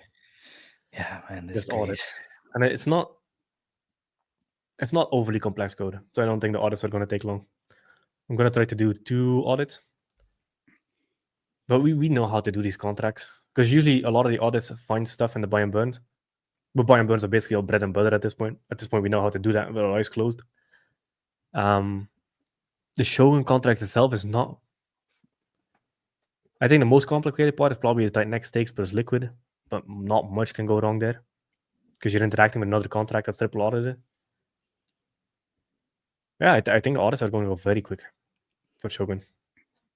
So Jake, how are you gonna? I mean, okay, maybe you cannot show it really, but how are you gonna list the different stakes? Let's say if somebody has like 10 stakes or something, it's like, is that like, can you multiple select ones, or like how did you fix the UI stuff like that? Yeah, so there's going to be 2 tables. So at the bottom of the page on TITANX, you can see your active miners, mature miners, ended miners. That's essentially just going to be 2 tables. One is your auctions. So that's like the history of your auctions, auction entries. So like if you enter on day 1, it's going to show there. If you enter on day 7, it's going to show there. And then the second part of the table, which only shows if you click on it, is transform stakes. And then you'll be able to batch select stakes or single select stakes to enter the auction. And then you'll see all the calculations at the top of the UI. Oh, I see. Okay, so you have a table where you can select one or multiple ones, and then you're gonna be shown, okay, this is how much TITANX you need to enter the auction. Oh yeah, and it's going to be attractive because people are going to see the auction ROI and the staking table as well. Like, hey, if you transform the stake, here's the auction ROI at the right side. Like you have miner ROI there, that's replaced by auction ROI. And then you also have it at the top. Yeah, it's going to be sticky. I like the UI a lot. Okay. Yeah, but Like, ideally after 28 days, then the stakes will be removed because you won't be able to use them for entering the auction anymore. And then the UI is just super clean. Just your auctions at the bottom, liquid X28 to enter, all the calculations at the left, like how much has entered the auction today, etc., how much is coming out. Yeah, and then there's a buy and burn page, stats page. The stats is going to be very interesting to watch with the arbitrage bots. Yeah, UI is going to be very simple for people to understand. And then if the people don't have X28, there's going to be a link to create X28 as well on Shogun. Gotcha. The question is, okay, maybe this is too much actually, but could you just not add that feature directly in the website as well? Because it's just an input essentially, right? We could. Just do the transformation there, like essentially. Yeah, we could. It's a good idea. Yeah, because it's just like essentially just an input with the button. I'm writing it down. Or maybe even probably the easier part would be like, I don't know, just a switch or something, whatever, like, or input Titan. I mean, anyway, you'll figure it out, but I'm just saying. Yeah, I'm trying to get adoption into X28, so I'm forcing people over. Yeah. I mean, After they see Shogun, they're like, okay, fuck it, this is worth figuring it out for 20 seconds. It's like too good of a deal to pass up, you know? It's like, oh, fuck it, I'll figure it out. Yeah. They're like, all right, let me get in here and then read the white paper overnight or something like that, you know. And the white paper is also going to be very simple. It's just one page, like X28. I like the one-page white papers. I think we should make that a thing. I like it a lot. Just one page, yeah. Yeah, because you get so many questions in Telegram, like, hey, where is this in the white paper? And it's like 4 columns down, like paragraph number 3 in that 4th column. So I'm like, okay, just kind of, I understand if people miss it, you know, because it's not like a first page. But if it's one page, it's just like, I go here, and people can scroll through it. I mean, there's definitely a thing about that. I was just chatting with Super Shadowy here from Ouroboros. He wrote me something because I told him like, hey man, I'm on stream now. Give me some alpha. What should I say? So he wrote something here. Maybe can I read it out? Yeah. Sure. For the Super Shadow, yeah. So he mentioned that the reason volatility has been godsend because I've been monitoring the USDX Oracle, which were pre-deployed to mainnet for DragonX and TITANX. So this is something I think he launched it 2 or 3 weeks ago, just the oracles, because part of the whole system, like the oracles are the most important thing. So he's been monitoring that for the last week or so. And he's saying they're behaving exactly as expected with all the correct pricing data and the pricing deviation reporting, which will help to keep safe, basically, on the mainnet. And in addition, being able to eyeball the data visually is helping me define verifiably safe parameter settings for collaterals on the mainnet. And then additional to that is the first USDX audit came back with essentially no issues. But he is adding another time box, the 1 week review with Pajov. Hopefully, yeah, I think Pajov is one of the auditors who also audited Titan Farms, if I'm not mistaken. Yeah, which is ongoing this week. And if that one also comes back clean, there is nothing holding us back from mainnet at that point. Hell yeah, that's good. Sounds good. Yeah. Yeah, just stress testing. That's all we're doing today. And he just wanted to add something as well. So in total, there were 6 auditors on USDX. That's what he also wrote. Wow. Yeah, I don't even want to comprehend the amount of money he spent in audits. It's no doubt the most complex project we've seen come out so far. Yeah. Yeah. And I was telling him to put a Genesis in because he did I think 0% Genesis, and now he's trying to get a DAO vote through. That guy deserves to make some money. God damn it, that's a very complex protocol. No, the vote went through. So yeah, he got he got his Genesis on it. Yeah. Good. So. Yeah, that's good. That's good. I mean, hey, but we have 100% buy and burn on RX, so that's good. Yeah, exactly. people are already like, when buy and burn, they're already crying to turn it on. It's like we haven't even started. Chill. They're still minting. Relax. Yeah. Dude, it's insane. And then usually it's the first thing when they come into a Telegram. Yeah. It's the first thing when buy and burn, or why so little, or why not more, or why are you doing this? And the wild part to me is the funniest part with the buy and burns is always like then a month later they're like, fuck, that was actually genius, you were right. Exactly. Every single time. Yeah, the best sailors are always on shore, so yeah. Yeah, I also think it's funny that you got to remember most of the people like are between 30 and 60 years old that are in crypto in general. So it's like these are grown, for the most part, grown men just in telegrams like, why aren't we doing this or why aren't we doing that? I'm like, look, how can we have 20-year-olds more mature than 50-year-olds in here? Like, it doesn't make any sense. Fair point. It's the boomers, man. It's the boomers again. Hey, I love them. You know, I love all the community members. It's just, you know.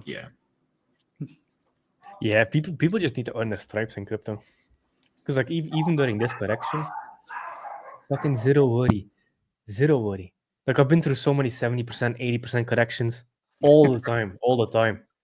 It's like an average Tuesday in crypto. Because I was looking at one of the there's a huge meme coin. It's like 800 million market cap. It dropped 95% in the first week. It dropped 80% in the third week. It dropped 75% in the fifth week. It dropped 60% the week after. Then it dropped another 70%. And then it dropped another 80%, and then it went up. And in total, it did 1000x. Mm-hmm. But you had to withstand multiple 60% plus drops in a period of 5 months. Yeah.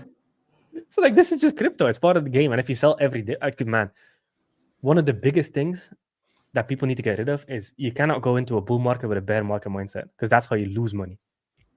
Correct. And the bull market mindset is dip is opportunity, and a bear market is dip is panic. Mm-hmm. Right now it's a bull market, man. Like you have to like switch up the mindset, because a lot of us have been around for the bear market, but I'm very quick to switch the mindset. Like bull market mindset on. That's it. Only bull market mindset. Yeah, now literally every dip is for buying, like literally. And I think we talked about it a couple of streams ago when people were asking, are we still early? I just bought the local top. If you zoom out at previous performance in charts, that top that you supposedly bought in the position that you're in right now, if you take the whole chart, you don't even see it as a blimp. It's literally a flat line. But that person thinks he's buying the top right there. There's still so much to come. It's insane what crypto can do. Yeah, it's the same with Ethereum. You roll that back all the years, it's gone through several massive dips, and look where it's at today. I mean, last cycle we could we could still get ETH under 100K or $100. Last in 2018. Yeah, I bought some $100 ETH. That's for damn Same. sure. Yeah, dude. No, not bad. We got 2 times the chance to do it. Yeah, 18 and was it 20? No, because in 18 it went to what, $1,000 and then back down to 80. Yeah, something like that. Yeah. Yeah, and then Yeah, because I thought I was buying the bottom on Bitcoin at 6K, and then it dropped to 3K, and then I was Right. like, that was my welcome to crypto moment. You know, like half of my portfolio got slaughtered when I thought I was buying the bottom, and I was like, my stomach dropped, and then now I'm just like, I'm impervious at this point. I mean, Yeah, you look how stood the test of time. Look at how quickly things can change. For example, on TITANX, if you were able to catch the bottom, that's 71% in 3 hours. Yep. That's like Nailed it. Bitcoin dropping to, so for, let's say 90K, it drops from 90K to 60K and then goes from 60K to 102K. We did that in 3 hours. Crazy. Correct. And now people are cheering that XRP went up 5%.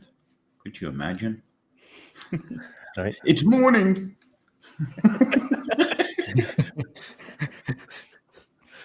You know, it's funny because my buddy, he is XRP army to death, and nothing I say will change that. I mean, I've had easily over 100 conversations with this guy, and he's like, dude, I'm telling you, dude, this is gonna, you know, that's the kind of guy he is. And he texts me every single time it goes up. He's like, see, I told you. And I'm like, nice, man. It's sick. Like, keep making those gains. Like, Yeah, keep killing it. Yeah, you're already 100x ahead. Oh, you got 20%. Good for you, brother. Nice. I told him about every step of the way in TITANX, and you know, like I didn't have a crazy bag in Dragon X, but geez, did that run up feel great, Right. You know? And I told him, I was like, man, just get something in here. I was like, you can't lose if you get a little bit in the way early days. And you know, he said, wow, that's crazy. He was like, you know, I just bought 100 more XRP, and I'm like, man, okay, all right. I just told you about this like 50x real quick, and you're talking about buying 100 XRP. I'm like, okay. Yeah, let's go into a coin with an infinite supply. Perfect. XRP was great 2017, 2018, man. Yes. I made a lot of gains with that. I'll tell you I that. did too. I'm not shitting on XRP. I think, you know, if they do what they're saying they're doing, awesome. That'd be sick. But yeah. I mean, I don't believe them anymore, but I mean, I was very happy 2018 when back then. I still got my flare on Coinbase. I never would have expected them to do the flare airdrop on Coinbase, but yeah, I kept the bag and I got my flare. Never thought that would happen. I still have all my copies from the BTC fork as well. Golly, BTC H, BTC. Oh man, how many do we get then? Golly, and it's worth dust right now. Like pennies on the dollar, man. Golly. Yeah, it was like a whole cycle of Craig Wright is not Satoshi. Like, yeah, Craig Wright. Oh, people actually, that actually made me lose faith in people. That people actually believe that. It's like just sign a transaction from the fucking wallet. It takes 20 seconds to do.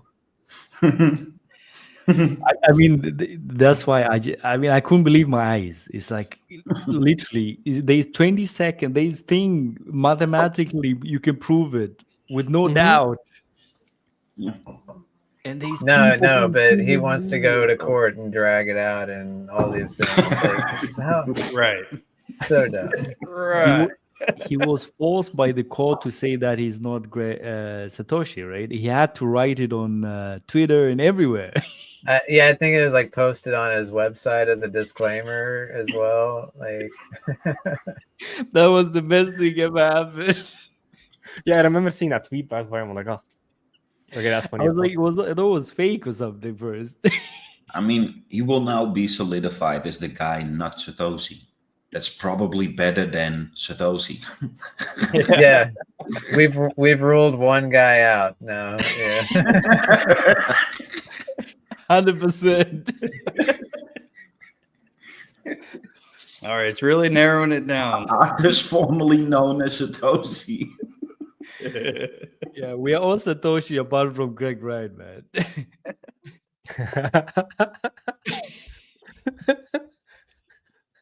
That's a good one.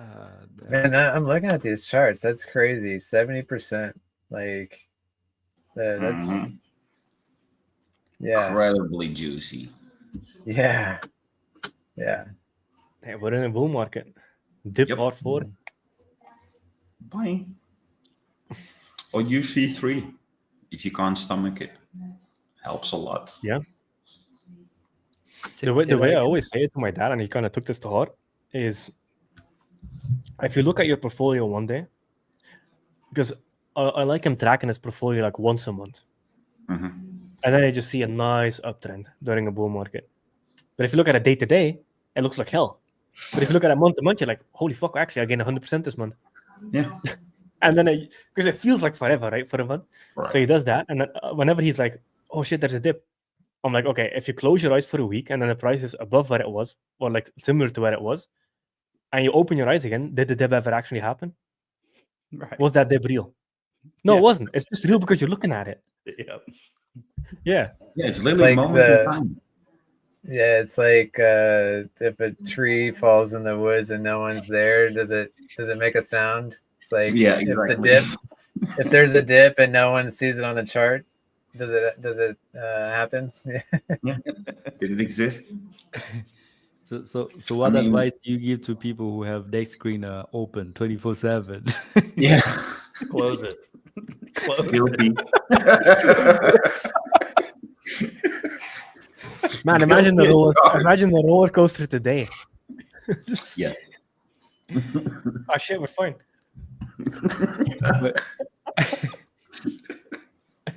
I don't know. I always have a deck screener tab open. Yeah, I've got 3 screens, and Mhm. one screen is just deck screener always. Like, Oh, Yeah, we but need a what- cartoon meme where, I don't know, Roadrunner jumps off a cliff and then gets on a trampoline and he's right back where he started and moves on across the cliff. And then TITANX, shoo, shoo, shoo, and we go on again. Love it.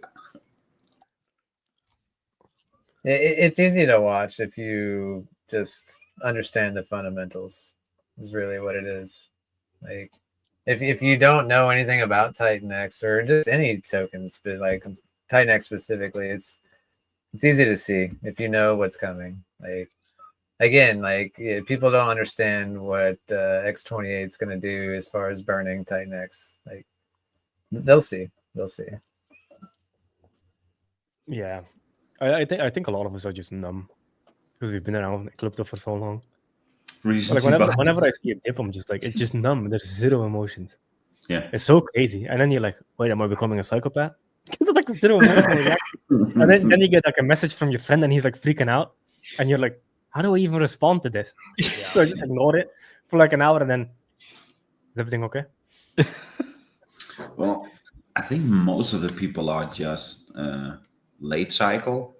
So if you come into crypto when everything is on its way down and you still got to endure 3.5 years of bear market, that's brutal.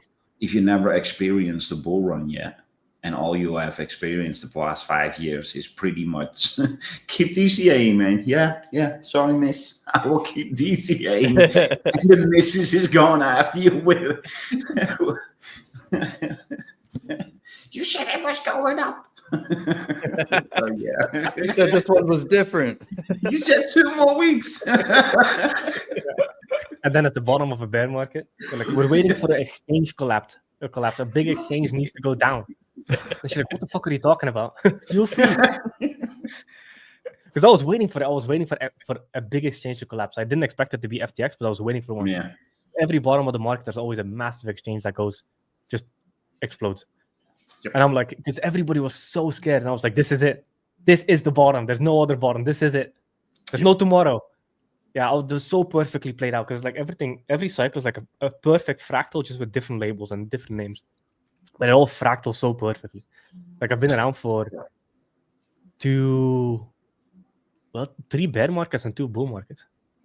A little bit of 2017 was a little bit. I wasn't that experienced in crypto. I've pretty much seen it all at this point. And the exchange collapse is the perfect pico bottom always. And especially if it happens a year after the top.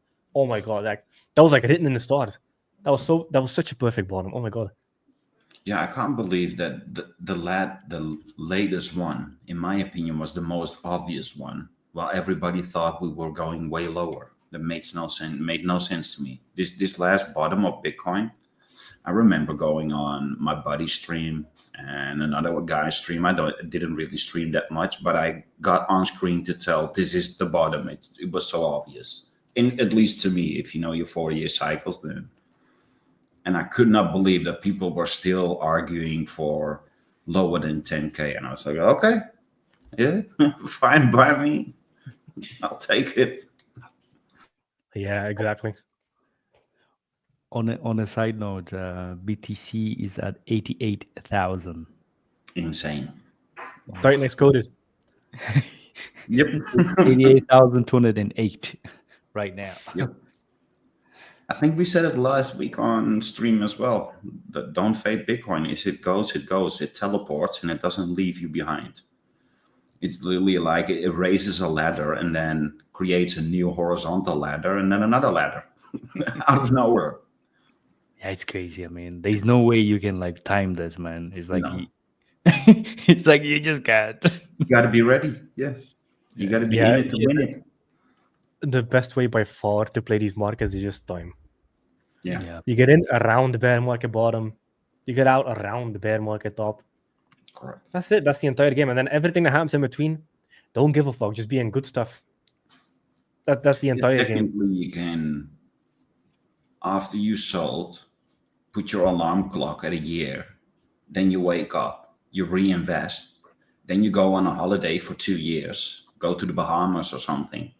And then you open up your crypto again. And the chances are that you bought that bottom 2 years ago, didn't participate in crypto whatsoever, and made money. Yeah, perfect. Because usually the first deepest correction we get is usually the ultimate low. It will almost never go lower than that.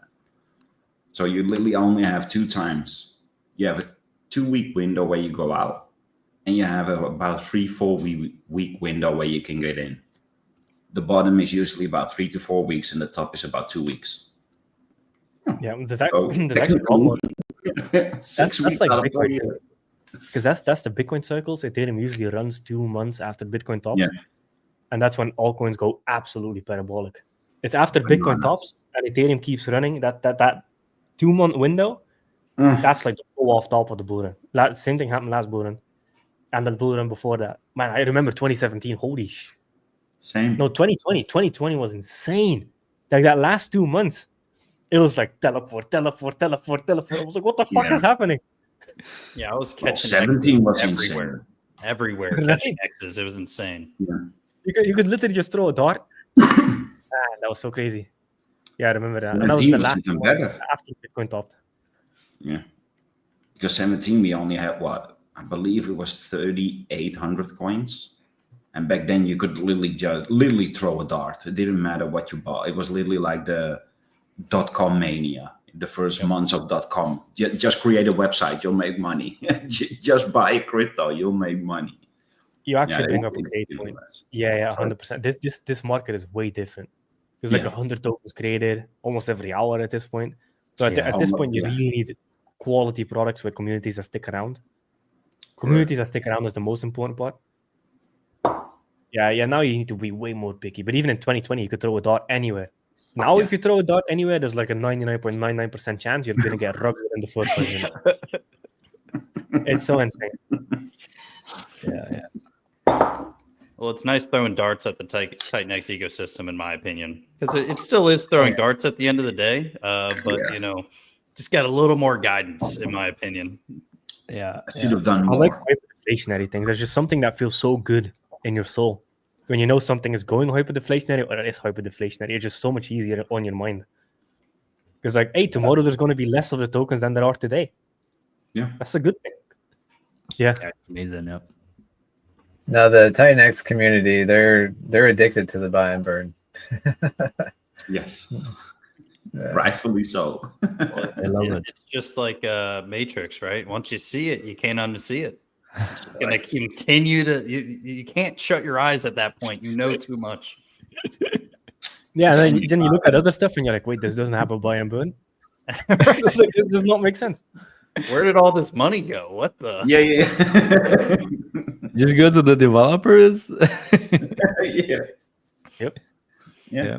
Feces. All right, I think I'm gonna call it for the day. I gotta get some food in me. Yeah, I enjoyed the chat with you guys. Same. Yeah, Lovely. I'm getting hungry as well. Not gonna lie. Yeah.